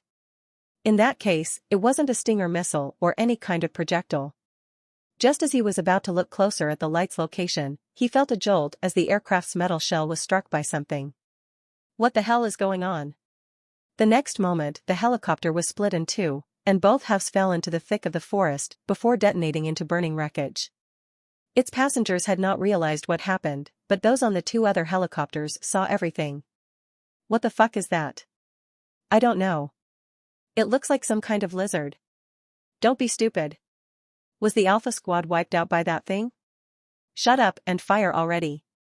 Don't let it get close to us. Flustered but organized, the soldiers readied their weapons to launch a barrage of ammunition into their target. Louis had not presented himself directly to the helicopters at first. In his demigod dragon form, he would barely need to yawn before turning all three into scrap metal. But as a juvenile dragon, even a super one, he needed to act more prudently. Pitting his body in a direct confrontation with advanced weaponry would be dangerous and inefficient. Thus he opened his offensive with a sneak attack. Lunging from below, he had split the first chopper in two with his tail. At this, the other two readied their weapons for a counterattack. Each Apache is typically armed with Hydra rocket launchers and Hellfire anti-tank missiles. Equipped beneath the fuselage are M230 chain guns with a firing rate of 600 rounds per minute each. Louis could not guarantee that his body could withstand the missiles or the chain guns. He might be happy to try it after his next evolution, but for now, he would focus on not getting hit. At his current speed, the choppers would barely be able to lock onto him, to talk less of hitting him. And like his first attack, he had decided to take them on through special means. Aura of Fear. Louis activated the Aura of Fear of the Crown of Dominance. An invisible aura emanated with Louis as the center. In an instant, it stretched out to fill a 1,000-meter radius. Countless animals fled from the zone in a chaotic stampede. The humans within the area were hit by intense hallucinations. Visions of hellish landscapes permeated their psyches as a profound fear took hold of their souls. The pilot of both aircraft lost control of their bodies and the helicopters began to tilt. They continued spraying bullets from the chain gun, but none of their ammunition hit Louis. Ah! Mama! Don't come here, don't come here! Boom boom boom. Terrified screams and explosions rang through the forest. In the cruel landscape of smoke, fire, and burnt flesh, Louis remained a cold and composed countenance. This was the biggest weakness of Earth's technology, or the biggest weakness of humans. In the world of San Soliel, the existence of occupations gave the inhabitants special powers. Although Aura of Fear was strong, the people there had a certain level of resistance towards it. For those people in the higher ranks of their occupation, the power was greatly reduced or even useless. This was not the case for the humans of Earth, so the ability was able to display its full power. The humans of Earth were nearly defenseless against attacks on the mind and soul. Compared to annihilation-type magics, attacks on the mind were a bigger disaster. The moment Louis activated the Aura of Fear, the humans had begun to go insane. Perhaps they would recover with time, but the trauma would definitely remain and resurface on occasion. Louis flew over one of the helicopters and casually raked his claws across its side. There was a burst of sparks as the aircraft crashed onto the forest floor in a sea of flame. He looked at his unblemished claws and smiled in satisfaction. Then he opened his mouth and centered the last helicopter within his vision. This was a perfect opportunity to practice his new ability.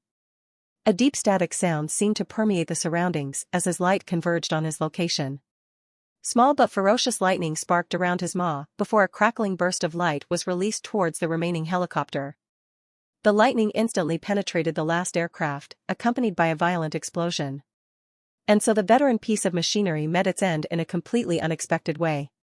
This electric ability, which was the biggest enhancement of his evolution and gave him a powerful attack power, was exactly in electromagnetic cannon. Louis's electromagnetic cannon had nothing to do with magic. Rather, it was a product of the Terran civilization's technology. After undergoing his genetic modification, Terran's biotechnology had granted him this new ability. Initially, he would only have had an organ for spitting out flames, but he had taken notice of the strange appendage after becoming a juvenile dragon. This organ could utilize the Lorentz effect to fire a hyper-accelerated metal shell at a target.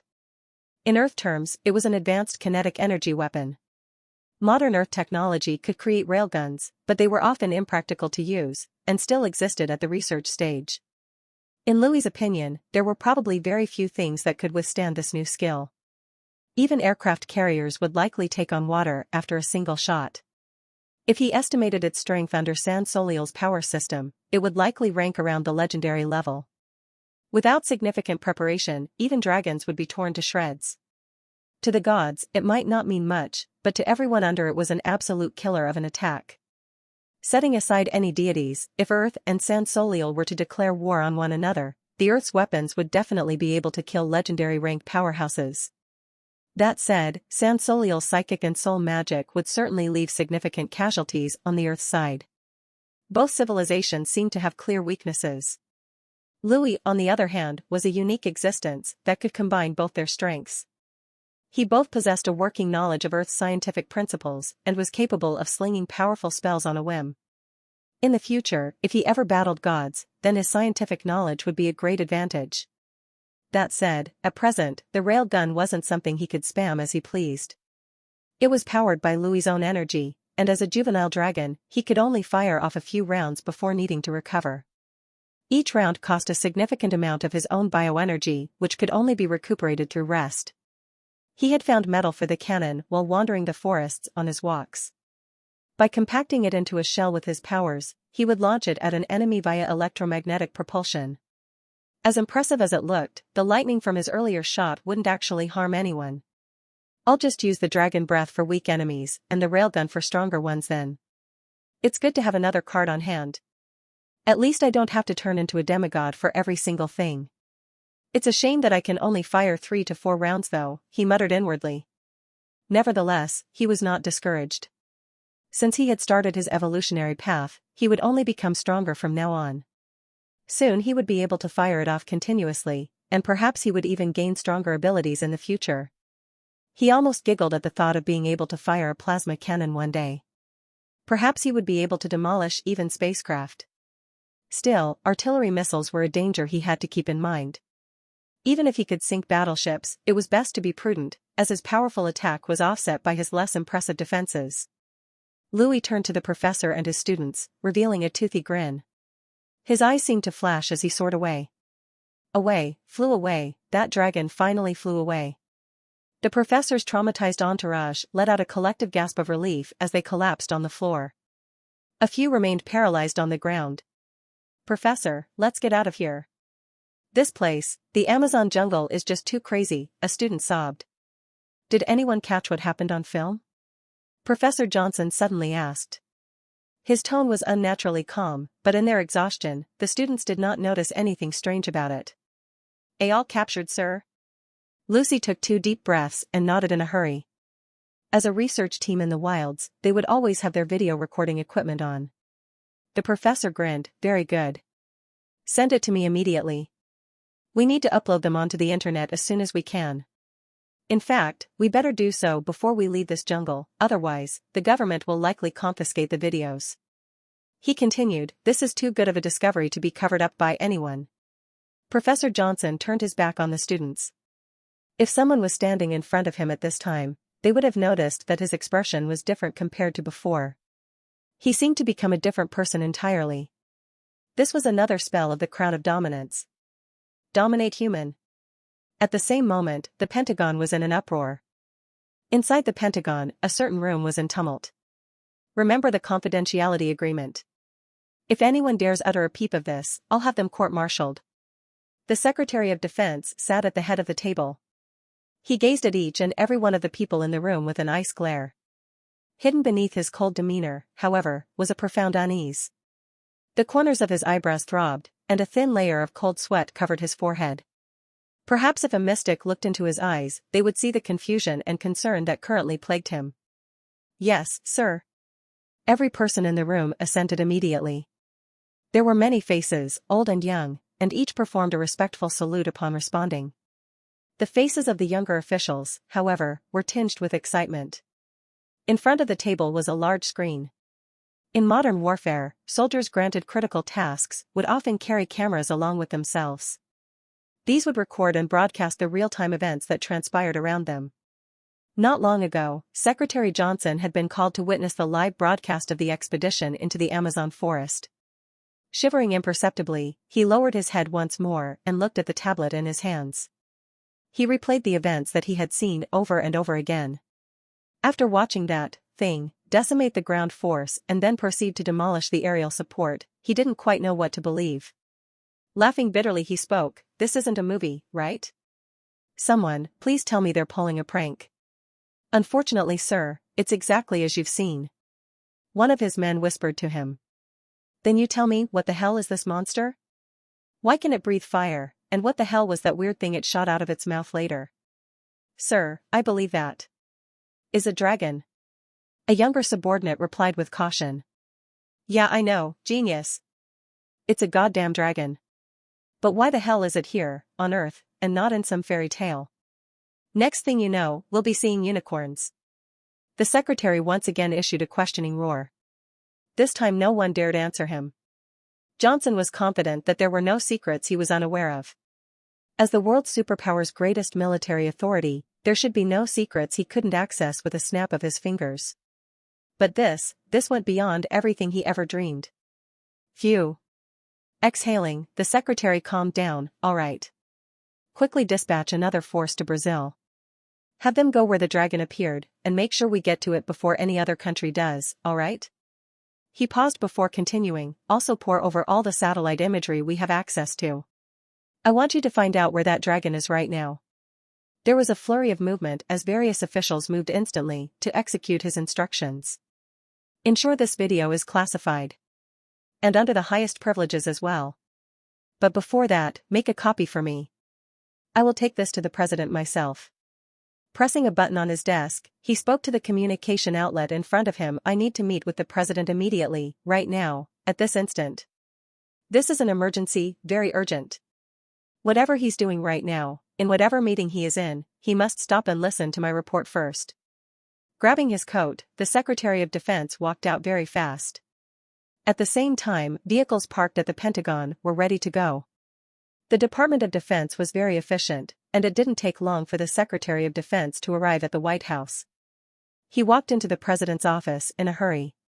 Once inside, the Secretary of Defense saw that the Secretary of State was also there. He nodded at her and briskly walked to the president's desk. "Johnson, what's the matter? I'll have you know I'm very busy. Those idiot congressmen don't understand why the wall I want to build is so important." The President of the United States of America was a man over 70 years old. He sat behind his desk and complained. Although his tone was comical, he could be seen to be hale and hearty. However, after seeing his cabinet member's serious expression, his expression lost its humor instantly. He waved his hand, and all the other staff members inside the office, except for the Secretary of State, exited the room. "Well, spit it out. What's going on, Dot?" the president said while rubbing his brow. "First of all, before I get to the main point, I would like to ask, Your Excellency, is there any clause in the American law that legally restricts certain secrets to be known only by the president and nobody else, even me, the Secretary of Defense?" The president was stumped for a moment and thought for a moment before saying, "There is no such clause. You are my equal in terms of access to classified information. All the privileges I enjoy, you do as well." The Secretary of Defense sighed with relief upon hearing this and handed over his tablet device. "Then please take a look at this video that was captured in the Amazon jungle not long ago. Allow me to preface by saying that this isn't the work of any special effects. Everything you see is 100% real." With a doubtful expression, the president took the tablet and tapped on the play button. The Secretary of State came over to his side. At first, the two were watching in a relaxed manner, but slowly, their faces warped in concern. Their eyes were full of shock and incredulity. It didn't take long for the video to finish, and silence descended on the office. Suddenly, the Secretary of Defense stretched out his hand and pressed down on the president's own. Besides the president's hand was a smartphone. Sorry. I just realized there was something I wanted to tweet earlier." The president gave an embarrassed smile. "No." The Secretaries of Defense and State shouted in unison. Okay. I get it. I'm not going to tweet it. You guys don't have to be so loud." The president rubbed his hand that had been pressed down. After hesitating for a moment, he once again carefully raised his hand and said, "Let me ask again, do you guys think that it's too late for me to learn magic?" The Secretary of Defense felt a headache. Although the president in front of him had an extremely keen sense of business, sometimes he felt like a live comedian. He pressed on his head and spoke in a bad mood, "Sorry, Your Excellency. I don't think you can." "Well, that's a shame." The president grunted. At that moment, there was an urgent knock on the door of the president's office. The president frowned and said, "Come in." The person who came in from outside the room was a staff member of the Defense Department. His face was filled with anxiety that he didn't even pay attention to courtesy as he shouted, "Not good, sir. Those videos have been posted on YouTube." The Secretary of Defense was stunned. Before he could say anything, the president stood up excitedly and said, "Since they've been posted on YouTube, there's no problem if I tweet about it." The Secretary of Defense froze. He ignored the president, who was sneakily reaching for his phone, and roared at his subordinate, "What do you mean by that? Who dared to go against my orders?" The Secretary of Defense was incensed, not at the idea that the video had been uploaded, but that one of his subordinates had dared defy his orders and commit such a treacherous act. The reporting officer replied immediately, "It was not done by an insider, sir." "Not an insider? Then is it a hacker?" Johnson was stunned. With its robust cybersecurity, he could not believe that hackers could breach even the outermost perimeters of the Pentagon's network. To talk even less of the core information. If that was really possible, the United States government might as well be an open book. "No sir, there hasn't been any breach of that sort. The uploaded video is different from ours."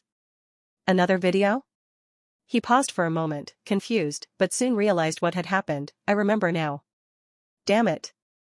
It's that Stanford professor and his students." It only took a moment for him to realize that his namesake was responsible. "Bastard. That bastard. This is my mistake. How could I forget that they might be recording as well?" The Secretary of Defense anxiously paced up and down the room. "What should we do now? Should we arrest them?" If the professor was found to have a video that the Department of Defense expressly prohibited the upload of, they had reasons to arrest him, but since they hadn't told him about it, he was only uploading the video as a normal citizen, making it impossible for any charges to stick. The Secretary of State on the side pressed down the president's hand, preventing him from getting his phone. The president gave an aggrieved look before turning to Johnson. "Since things have already happened, don't blame yourself, Johnson. Think about how to solve it first. Can't the video be taken down right now?" The president looked at the subordinate who reported, "Your Excellency, after the video was uploaded, there had already been hundreds of thousands of views. By now numerous copies exist all around the world, and taking down the original would be useless."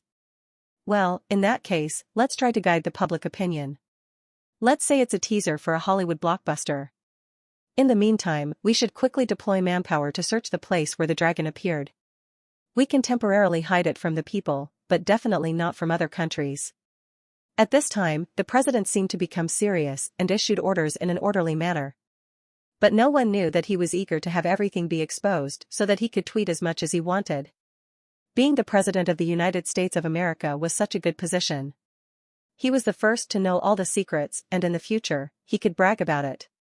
This was what the president thought. "Yes, Mr. President. I'll get right on it." The Secretary of Defense also knew that there was no time to lose. After saluting to the president, he and his subordinate left quickly. The president turned to the Secretary of State. "Did you know that when I was a child, I wanted to be a wizard, a superhero? I once thought that was nothing more than a childish fantasy, but it seems this dream might just come true." After taking out the military, Louis continued heading away from the village. Without bothering to hide, he weaved through the jungle, uprooting trees and bushes with each step forward. He took care not to underestimate Earthlings. It was quite possible that the United States, the preeminent military power, had already devoted all of its geosynchronous satellites over the Amazon jungle to look out for him. Under that level of scrutiny, he was bound to be discovered sooner or later. Because these observers were in orbit, Louis couldn't perceive them, even with his eyesight. He did not bother to ask the intelligent brain either, as he did not trust it. Though it swore to look out for his life and interests, he would try to get on by himself before resorting to its advice. From transmigration to impossible feats of bioengineering, the intelligent brain had proven itself to possess unfathomable abilities. If it decided to turn those against Louis in order to seek its own ends, he would likely be unable to resist it. Who knows? It might be grooming his body to steal it later. Louis had read many novels where the protagonists held blind faith in the systems or companions they were assigned. And he knew that though it rarely happened in the stories themselves, there was little stopping a malevolent actor from setting up the entire thing to trip up the main characters before swooping in to take them for all they had. Of course, he still needed the intelligent brain's power and knowledge in the meantime, and so he would not deny everything it offered. He would trust it to an extent since he had no choice. And he would carefully vet all of its advice before acting on it. If the intelligent brain was truly good to him, then it would be the best outcome, and his caution would prove unnecessary. However, if it was evil, then he would have some leeway to counterattack. As the saying goes, prepare for the worst and hope for the best. Louis did not think himself a genius, but he could at least avoid playing the fool. Under no condition would he become a puppet of the intelligent brain. This place should be good. It's far enough from the village. After advancing thousands of kilometers into the thick of the forest, Louis finally stopped. He had distanced himself from the indigenes because he didn't want the Americans to find them. At the moment, he still had to conduct several experiments using their faith. He parted some scales near his chest and pulled out a magic scroll.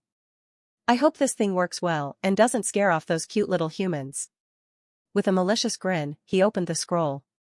At the same time, chaos once again erupted in the Pentagon.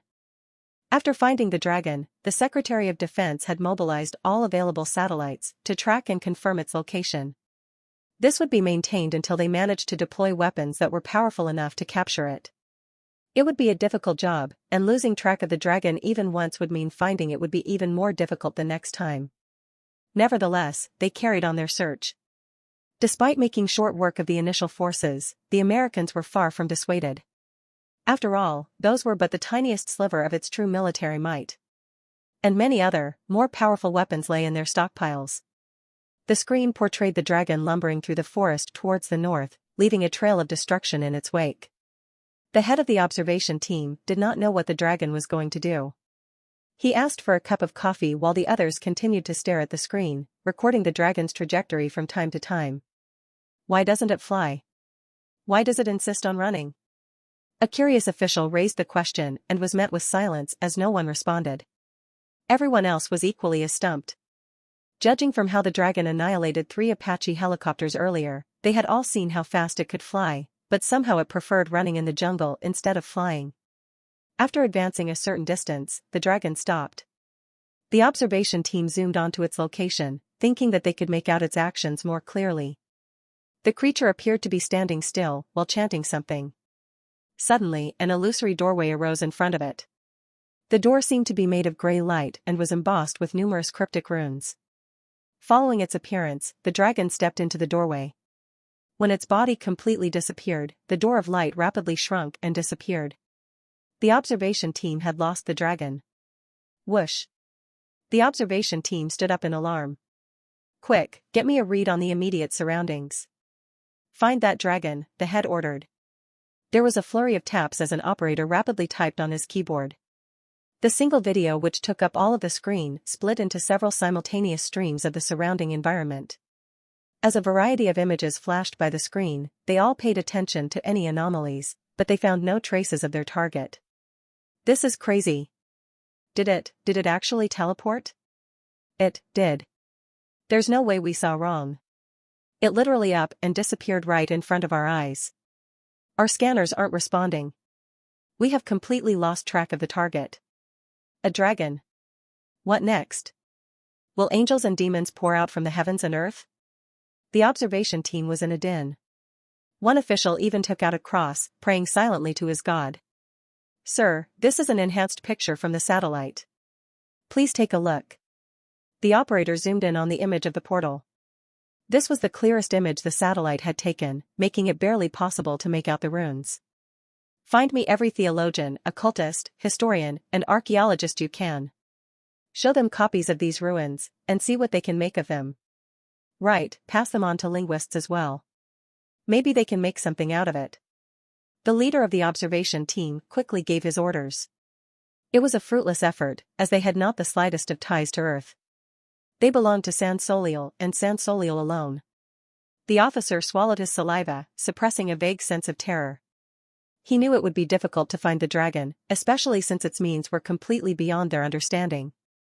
By teleporting alone, it had exceeded Earth's technology by an order of several magnitudes. This wasn't even a serious theoretical possibility as yet. It was something that belonged primarily to the realm of science fiction. To think of the sheer damage such an ability could cause. With it, one could easily transport their troops to the heart of their enemy's territory and strike critical blows before retreating with ease. Even logistical support would become far simpler and cheaper. Perhaps the world was about to change. Louis could guess the shock of his spectators. This was the main reason why he used the teleportation spell.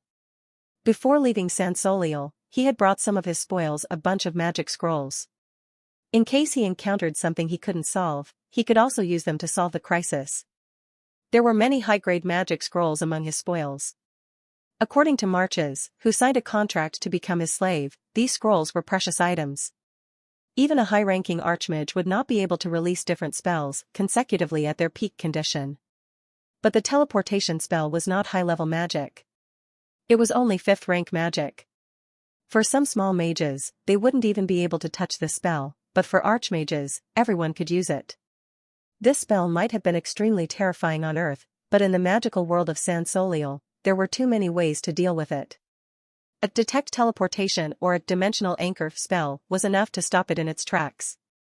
And reckless use of it might get the user stuck in a dimensional fault which only legendary rank mages and above could survive. Directly transporting an army to the enemy base was not impossible, but that was not something a normal mage could use, as it was the legendary magic group teleportation. Legendary magic was difficult to detect and stop. This was the difference between Earth's civilization and San Soliel's. In the magical world, teleportation could only allow a mage to shorten the travel distance, but on Earth, it was a terrifying weapon because no one on Earth could detect it. When Louis stepped out of the portal, he was already on top of an ocean, the largest ocean on Earth, the Pacific Ocean. The spell required detailed coordinates for the teleportation, but Louis was not familiar with other places except China. He could not teleport directly to the Chinese cities, so he finally chose the ocean as his destination. His next plan also required him to be on the ocean. After this, I should go back to Dragon City. I hope the residents don't starve to death before I return, Louis muttered. The Amazon jungle had never been so lively. A number of American researchers were scouting the area, hoping to find leads on the dragon. After signing a strict confidentiality agreement, they were each given the opportunity to view the classified footage of the dragon as well as learn of everything that had happened. Each of them had jumped on this once-in-a-lifetime opportunity and was searching the forest with gusto. The primary search locations were the places where the dragon had appeared and disappeared. At both locations, teams of biochemists in hazmat suits were carefully collecting and storing away any remains left by its breath. These samples were carefully packaged in hopes of shedding more light on the creature's nature. Another team was examining the remains of its electric attack. These professionals worked to quantify the threat level the dragon represented. At the same time, they were responsible for transporting the corpses of the deceased back home for a proper burial. Half a day of careful searching yielded little useful information, and the teams prepared to close for the time being. Inquiries into the nature of the portal that had taken the dragon away also yielded little useful information. Suddenly someone noticed a potential breakthrough in the search. "Look here." His companions quickly gathered around. It was a gold-colored scale stained with dirt. Those who had seen the videos immediately recognized it as belonging to the dragon. "Quickly place it in storage." The scale was carefully packaged and stored away in a secure safe. Afterward, they informed the military of their discovery.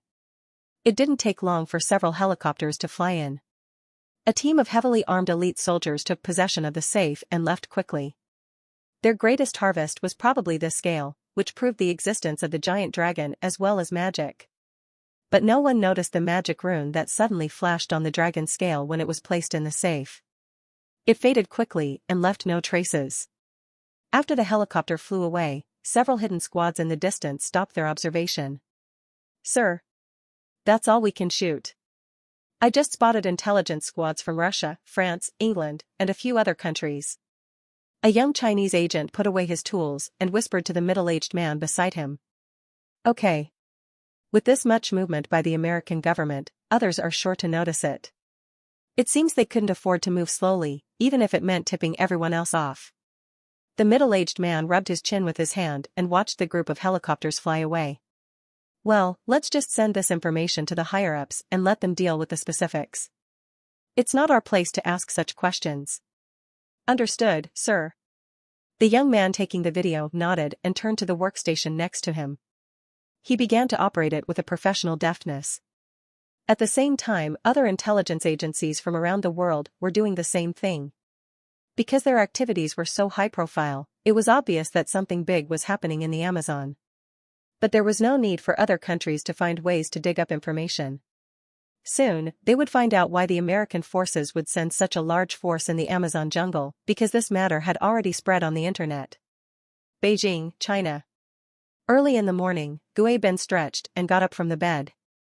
With a snort, he pulled open the curtains to let the brilliant sunlight outside shine into his small room. After picking up his cell phone to order takeout, he walked to the washroom and cleaned himself up. Gui Ben was a freelancer on the surface. He would take on any work, such as writing essays, shooting videos, and editing videos.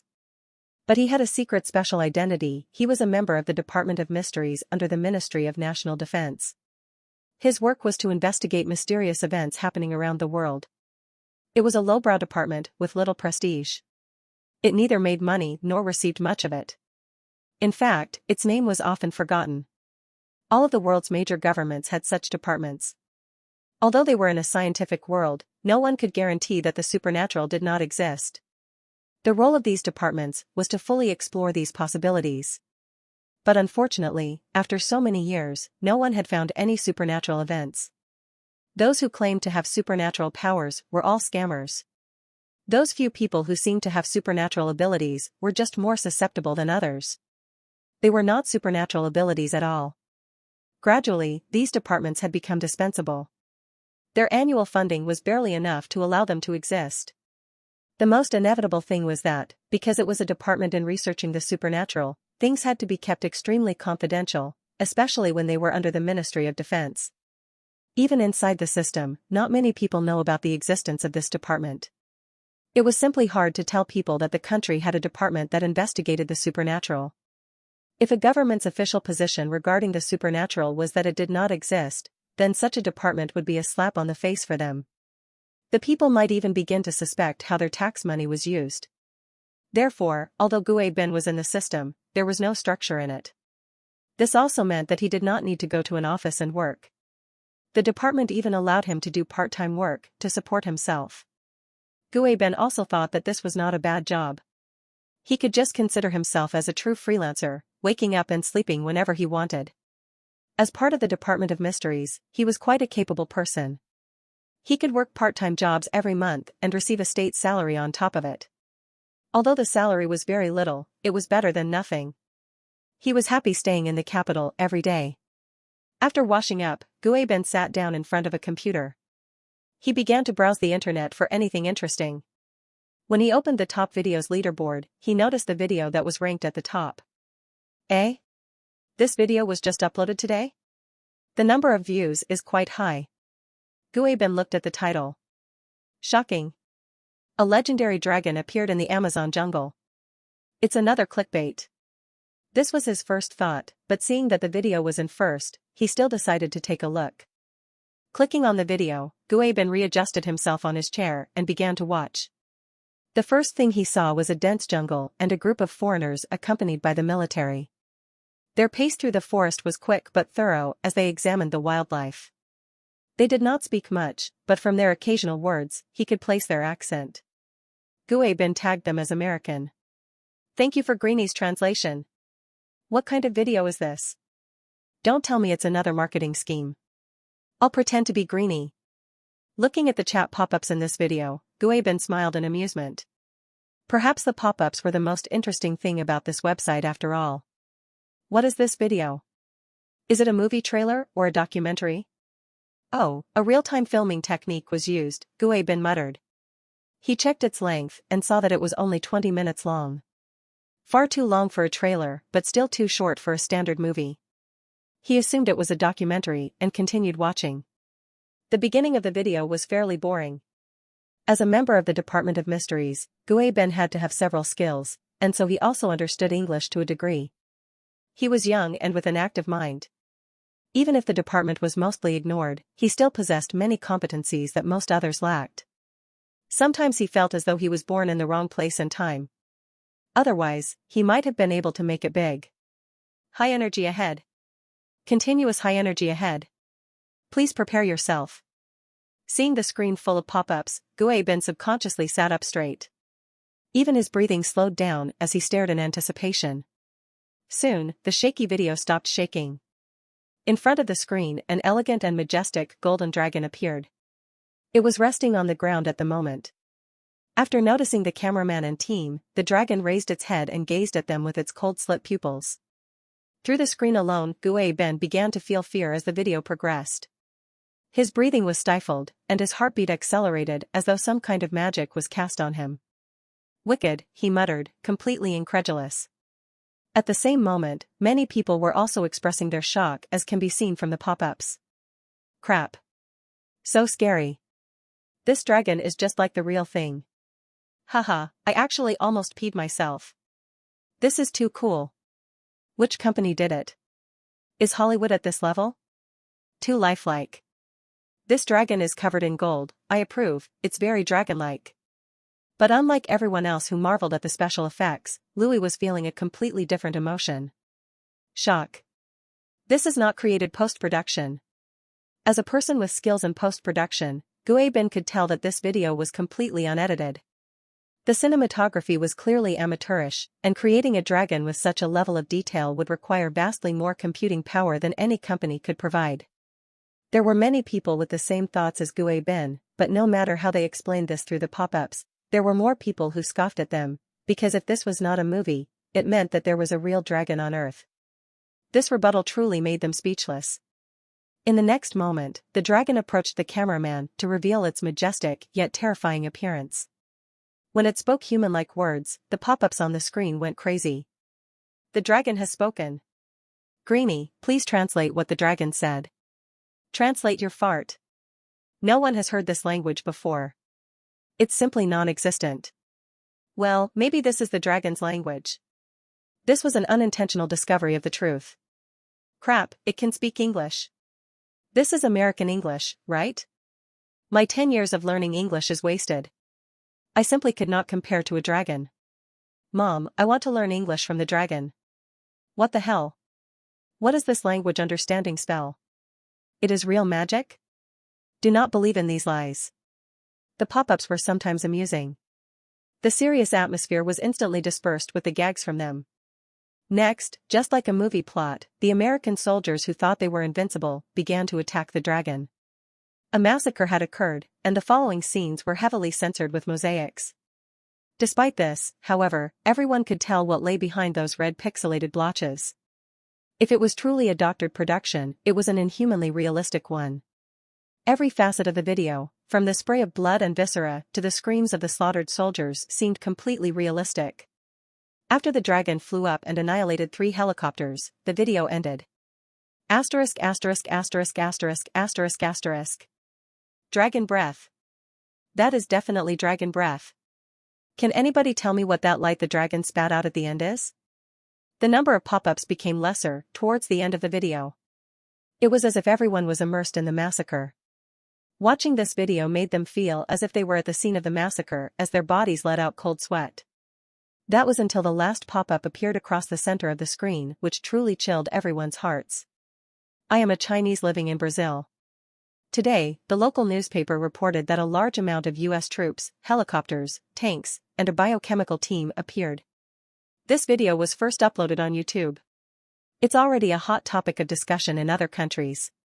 Seeing this, Gue Ben immediately breached the Great Firewall of China and checked foreign websites. He found that the netizens of the world were caught in a great discussion. This matter had completely blown up the world. This can't be real. Gue Ben murmured. He leaned back in his chair and finally noticed that his doorbell had been ringing for some time now. His takeout had arrived a while ago. He hurriedly went to open the door, apologized to the delivery boy, and collected his meal. After returning inside the room, Gue Ben put down the takeaway and prepared to eat when his phone suddenly rang. Seeing the caller ID, Gue Ben was stunned because the person calling was the leader he had not seen for a long time. Could it be related to that video? Thinking like this, Gue Ben answered the call. The leader did not waste any time and simply said, "Gue Ben, put down anything you are doing right now. Come to the office right now." Gue Ben looked unhappily at the takeaway he had ordered. He had been looking forward to it, but though his stomach was still rumbling with hunger, orders were orders. He could only endure the pangs and make his way out of the house. Riding in the backseat of a taxi, Gue Ben closed his eyes to rest. He was not an idiot. He had rarely seen the department head in person ever since he had joined.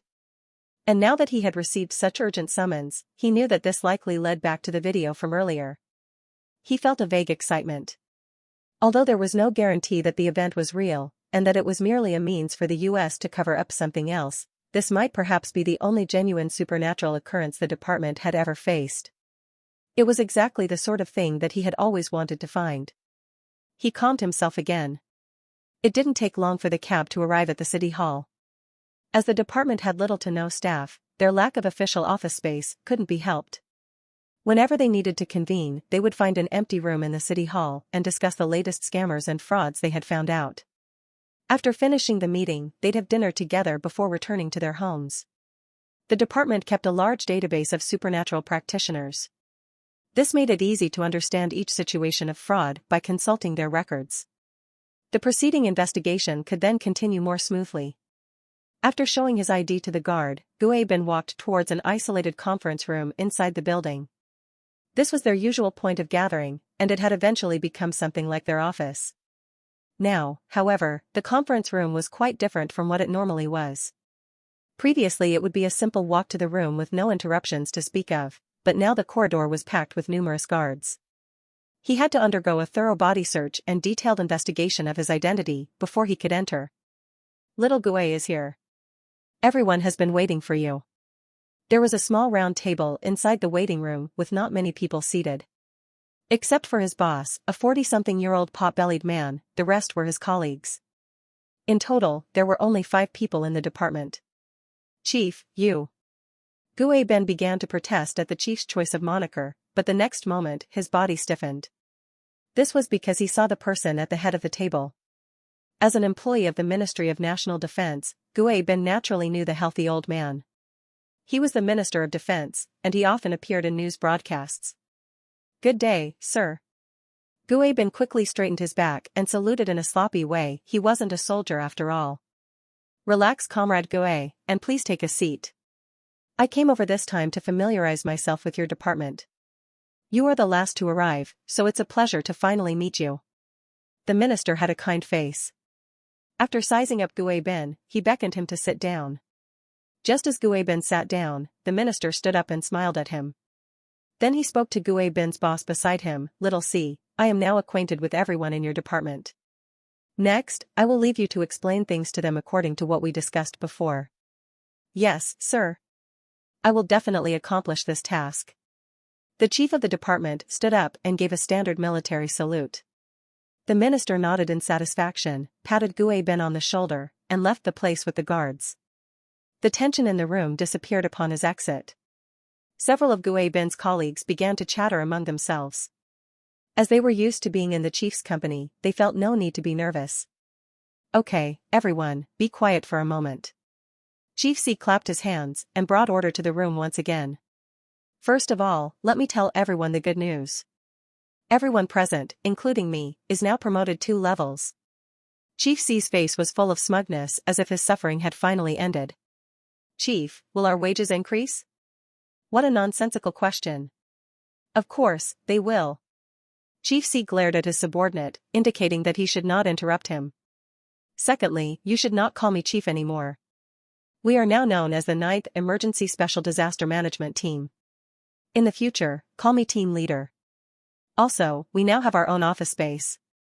We don't need to borrow a room in the city hall anymore, and can directly go to our office in the August 1st building. Wow. The crowd suddenly clamored. Naturally, they knew what the building was. It was the Ministry of National Defense HQ. Having an office there meant that they were finally recognized to enter the core location. Alright, everyone, take it easy. In the future, our treatment will be very good. The higher-ups will not only send guards to protect us but also provide resources to us, who are called the most experienced in this field. Team Leader C paused. His face gradually became serious. You should all know what is happening, right? Everyone put away their joy and gave a heavy nod. The matter of the video was too big. It was simply impossible for them to remain ignorant. Naturally, they also knew that they were not the only ones taking action. Their group was only one of the many responsible departments. The higher-ups had professionals check the authenticity of the video. Since they could not find any traces of post-processing, then it's probably real. A word from their team leader made everyone inhale hard with a vague excitement. What did it mean? It meant that dragons and magic existed. Going a bit deeper, it also meant that legends and myths might also be real. Before we discuss what to do next, everyone will sign a new confidentiality agreement. Team Leader C placed a stack of paper in front of each person.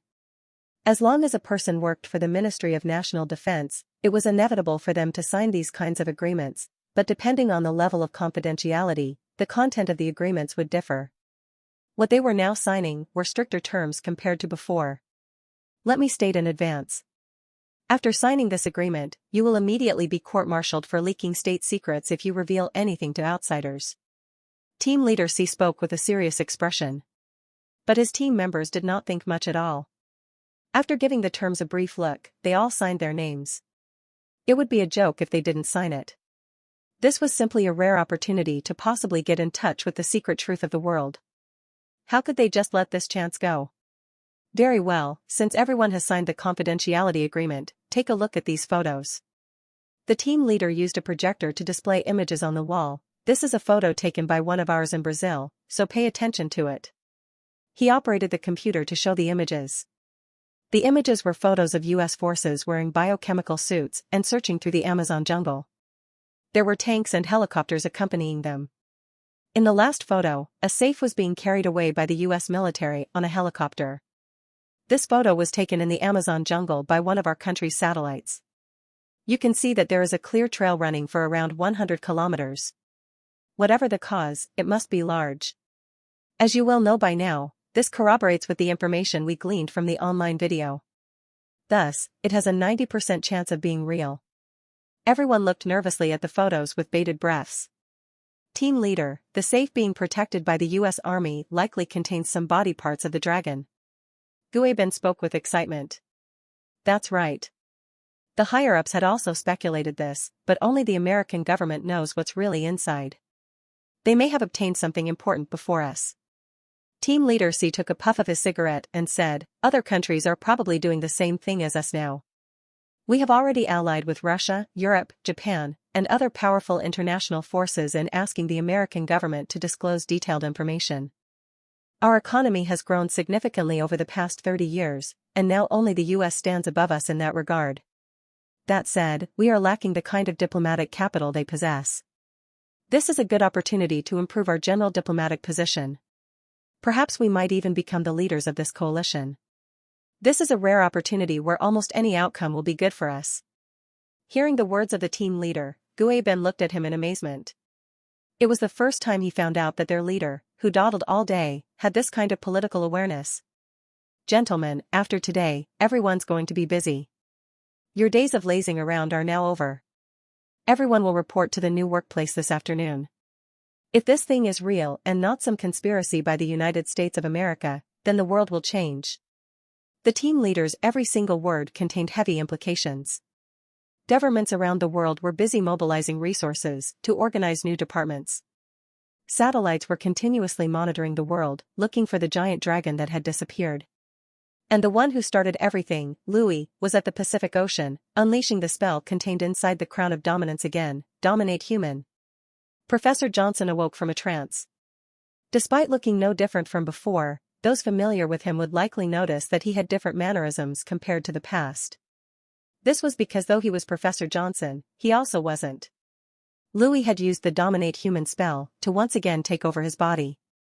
Louis had initially spared the professor and his students so that he could use them to spread the news of his existence to the world and alert other countries.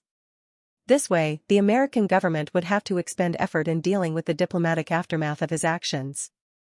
In the meantime, they would be severely limited in their means of finding and confronting him. Step by step, he managed to achieve all of his aims. Of course, he still didn't let his guard down. After all, he had his final trump card, which was the ability to escape to San Soliel. If things ever got bad on Earth, he'd simply head there and vice versa. In the meantime, however, he could risk exposing himself. Right.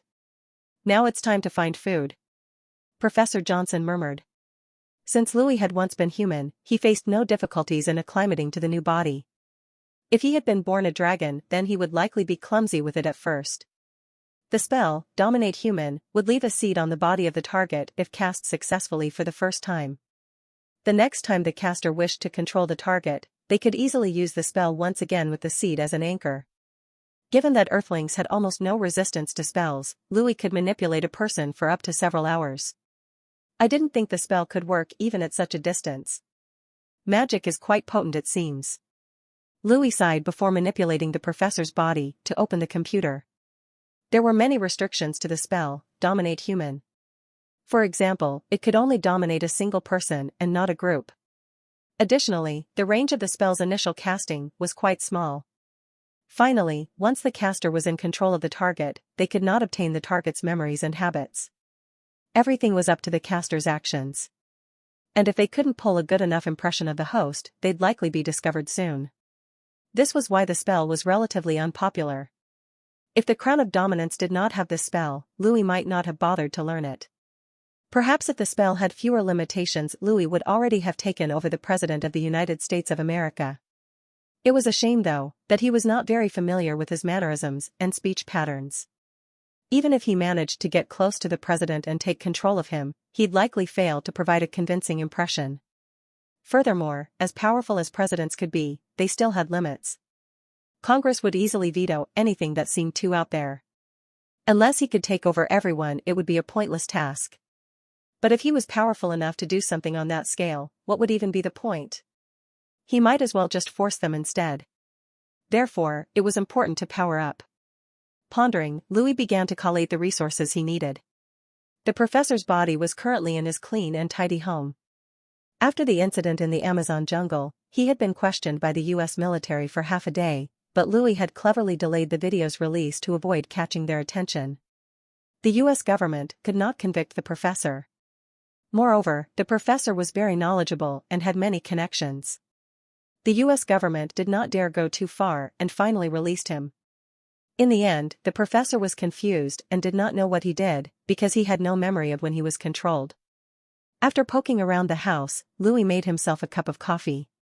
He had been a dragon for a while, causing him to feel nostalgia to be back in a human's body. Louis first searched the internet and found out that the video had exploded out of proportion. People all over the world were discussing the existence of dragons. They were even launching demonstrations to have the US government reveal more information about it. Unfortunately for them, the US government paid little attention to them and simply dismissed the video as a clever hoax. Sneering, Louis ignored the US government's attempts. As more supernatural events occurred, he wanted to see how they'd keep covering things up. I wonder how the scientists are going to react. Louis clicked his tongue and gloated. He was happy to create trouble. Even Louis himself could not believe how fast he was adapting to his new identity. Although he still had some human habits and thoughts, he had also accepted a dragon's way of thinking. Now, he was already considering himself as a real dragon, the predator at the top of the food chain. He was no longer a weak human with a short lifespan. But there had been merit to having the intelligence of a human. Now, he had both intelligence and power. Found it. This person truly deserved to be called a Stanford professor. His network is really rich. Fortunately, I don't need to meet with anyone. As long as I make a call with the professor's voice, no one would probably be able to suspect that he was not himself. Louis gleefully looked at the professor's phone book, which recorded the numbers of many people. Thanks to modern smartphones, facial recognition, and fingerprint detection, Louis was able to open the professor's phone. All right. Shall we unleash a few more surprises? The Sonoran Desert, Arizona, United States of America, is one of the largest and hottest deserts in North America, with a total area of almost 300,000 square kilometers. Somewhere in this arid wasteland, buried deep underneath the cracked earth, was a large-scale hidden laboratory. The security within the complex was airtight. There was a guard post every 5 steps, and a sentry every 10. The white spotless walls were blanketed with bright lights, which spilled into every nook and cranny of the building, leaving no shadows. Every inch of the facility was monitored by cameras, and the entire building gave off an imposing presence that would chill visitors. As the guards stood alert for any potential security problem, the researchers within the facility moved through unhindered. Each wore protective clothing. As perhaps the most secretive laboratory in the U.S., it held many contents and research projects. Standing within the center of one of the building's many tightly supervised rooms was a transparent cabinet. Within the room were various high-tech mechanical arms moving with purpose. Outside the room, however, were several scientists discussing with a military official. How is the research on the Dragon scale going? His Excellency the President and the Secretary of Defense desire for quick progress on this. The soldier straightened his back and asked. It is going smoothly, but understand that it will take time for its results to come out. Unfortunately, as there is only a single sample of the experimental material, we cannot employ violent but effective methodologies.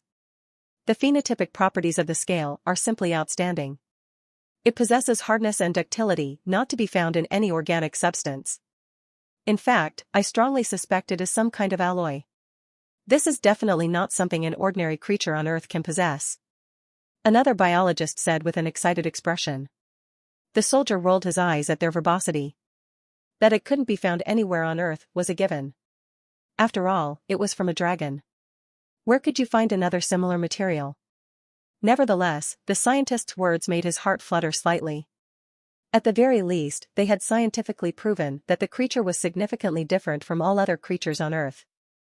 They had scientifically proven that dragons existed. Can you crack the secret of the dragon's genetic code? The soldier asked impatiently. With an embarrassed smile, the biologist rubbed his hands. You should understand that even the human genome isn't considered completely deciphered, even with access to all organs and modern techniques. Deriving the dragon's genetic sequence from its scale will likely prove impossible.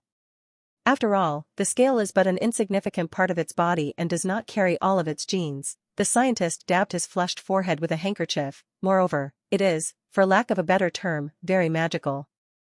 Its genes seem to be protected by some kind of mysterious power. The best we can do is only observe them, but not manipulate them. Magic.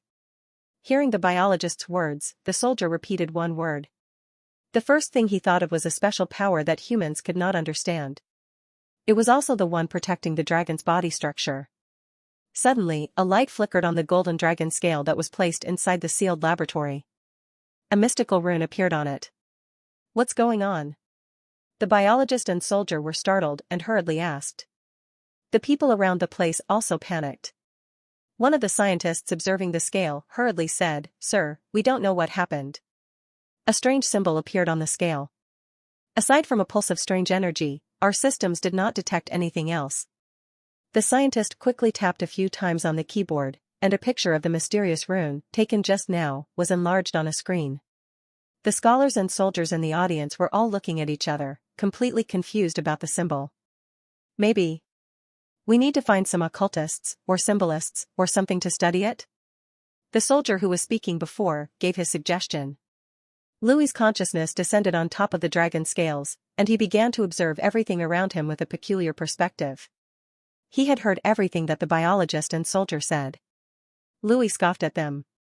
A dragon was a magical creature that could not be compared to a normal animal. Even the Terran civilization, which was capable of dimensional travel and killing many dragons as well as the dragon god, had to create a perfect dragon body using their biotechnology. In the end, they still had to rely on the power of magic and gods. With Earth's technology, wanting to study the source of a dragon's magical ability was tantamount to a fool's dream. If Earth had such capabilities, humanity would have long been able to travel to other dimensions. In fact, Louis had deliberately left this dragon scale. If the government found a mysterious existence like a dragon, they would definitely search the place. Louis had left a very conspicuous scale. As long as those were serious about it, they would definitely find it. Just as Louis expected, the American government obtained the scale and brought it back for research. Louis also left a spell on the scale. It was a commonly used spell in San Soliel, protective detection. This was a low-ranked spell with limited uses back in San Soliel. It allowed the caster to detect the sound, image, and other information near the casting medium. In short, it was a surveillance camera of the magic world. This magic was particularly conspicuous since mages could detect the fluctuations of magic on the medium. This spell was at best only used to supervise work. An archmage would normally cast it at several locations in their own territory as a warning to other people that the location was under their supervision. There was no concealment on this magic, allowing the fluctuations to be easily detected, but because there were no mages on Earth, Louis was able to take advantage of the spell and easily infiltrated one of the United States of America's heavily guarded laboratories. This was the difference in civilizations. The intelligent brain told Louis that there were still energy sources on Earth that had been scattered when the ship crashed. Leaving aside whether they could be found in the wild, if they were discovered by the government, then they would definitely collect them and store them in the most confidential research laboratories of the country for research. Naturally, a body part of a mysterious creature like a dragon must also be top secret. So, Louis had deliberately left a dragon scale and cast a protective detection spell on it. And just as expected, the American government had placed his scale in a secret laboratory. Louis thought about this and sneered. He felt pleasure at the fact that he alone had fooled the most powerful nation on Earth. There were many intelligent human beings. But humans had not yet come into contact with creatures like dragons, so they wouldn't know how intelligent they are. They could try to imagine it, but few would assume that he possessed a human soul and a corresponding level of cunning. He immediately inspected the surroundings and found that the place was extremely closely guarded. With his current strength, he would not be able to break in here whether from the front or from the back.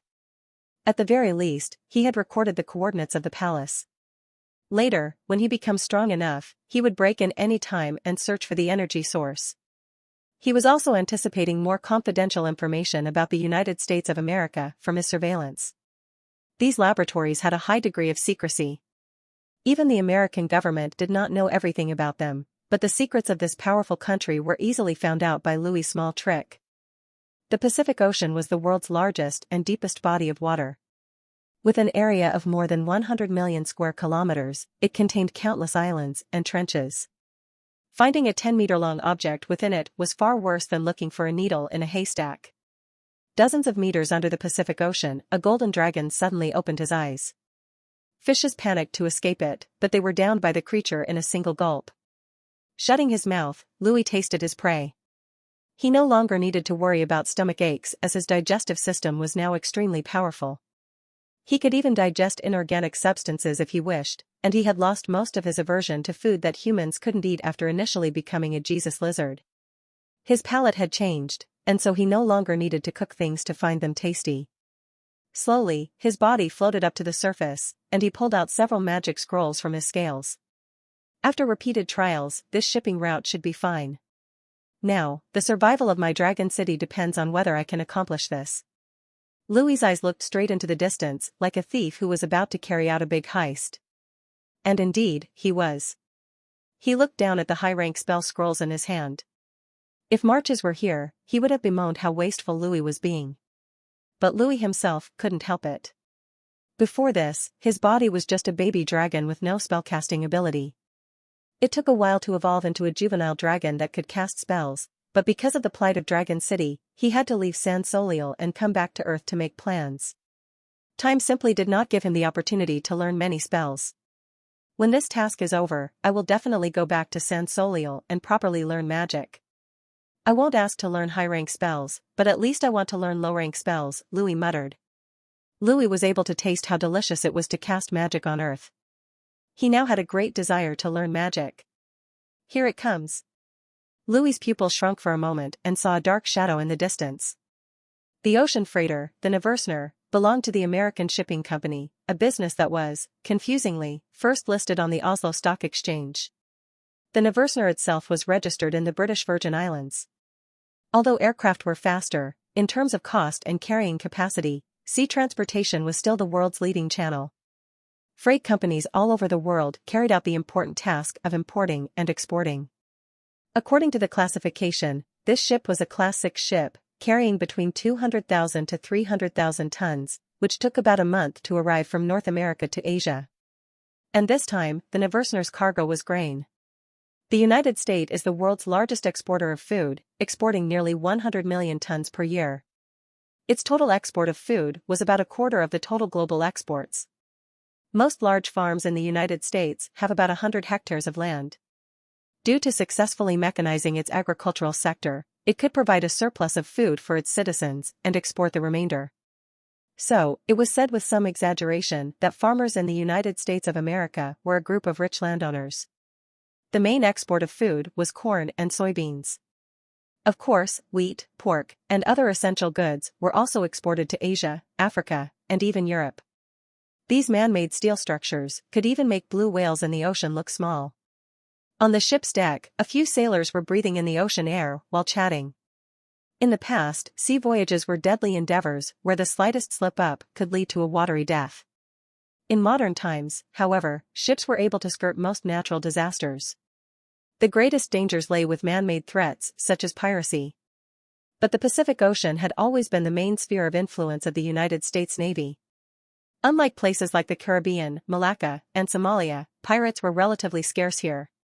Compared to the dangerous Atlantic Ocean, the Pacific Ocean was quieter, making work there quite comfortable. The only problem was the long distance. Lee, do you see? It's only been a day, but this video has traveled all over the world. It's amazing how the U.S. Army was able to find such a creature like a dragon in the Amazon jungle. A sailor nibbled on fruit and joked with his colleague. Voyaging in the sea for a month could drive a person crazy, but thanks to modern technology, everyone was connected to the internet. They could even connect while they were in the Pacific Ocean, but the signal was not that great. How could I possibly be out of the loop? I even contacted home to confirm what's going on. My friends in New York say that celebrities and reporters have started a march on Washington. Apparently, they want the government to release more information. Haha, how could those politicians ever make such sensitive information public? My family also told me to be careful, saying that the world might become a dangerous place. Could it be that I have to watch out for giant dragons in the Pacific Ocean? Your family is probably asking you to be careful of sirens, to not be charmed by their songs. Once you're trapped, you would get your spirit sucked out. Not even your girlfriend would be able to attend your funeral. Ha ha ha ha ha ha. There was a joyful clamor as the sailors burst into laughter. If dragons really existed and those myths and legends were real, then I would want to meet a mermaid. Oh, just imagine it. I wouldn't even mind if they robbed my soul. Are you okay in the head? We've crossed this route many times already. Have you ever seen a mermaid? This time is different. You can see that a dragon has already appeared, so it shouldn't be impossible for there to be mermaids. The voice retorted. Because the dragon in the Amazon jungle disappeared without reappearing, there was no impact on the lives of ordinary people. The dragon had only become a topic for after-dinner discussion. There were even people who were beginning to think that the video was a complete hoax, otherwise, how could there be no news of anything after so many days passed? The sailors continued to talk and laugh as they enjoyed a rare break. They began to brag about their girlfriends being the prettiest and talking about which beauties they were courting. Suddenly, one of the sailors noticed something wrong. He pointed at the surroundings and said, "Guys, don't you feel that the sky is weird?" The others looked around in confusion. They saw the turquoise blue sky and endless ocean rapidly change. They felt as if they were wearing presbyopic glasses. The ocean itself was still the same, but the space afar seemed to have become a distorted blur. They felt as if the distant scenery had been patched with mosaics. What the hell is happening? A sailor shouted in alarm, but no one could answer him. They had seen stormy seas before and even seen fierce sharks, but this was the first time they were witnessing this strange phenomenon. It was as if they had entered an unknown world. Go find the captain and the vice-captain. Ask them what's going on. The sailors were panicking and were about to enter the cabin. Suddenly, the ship shuddered to a halt in the middle of the ocean. The inertia caused the sailors to fall down onto the deck, and there were many cries of pain. After standing back up with difficulty, they cursed and the yelling continued again. Quickly look. Look at the tail of the ship. Shouts of panic tore through the air like torn curtains. They could see a huge whirlpool appear, and under the fearful gazes of the people, a monster beyond human imagination slowly crept out of the sea. "Hey, man, is that the siren that you were looking for?" A sailor's mouth was dry and his voice quavered. "Oh, God. What the hell is that monster?" The sailor's pupils contracted. They looked at the horrible creature with terrified expressions as if their hearts and guts were about to come out. "What siren? Quickly move the ship. Don't let that thing come over." "It's coming." Roars and screams turned the freighter into a complete mess.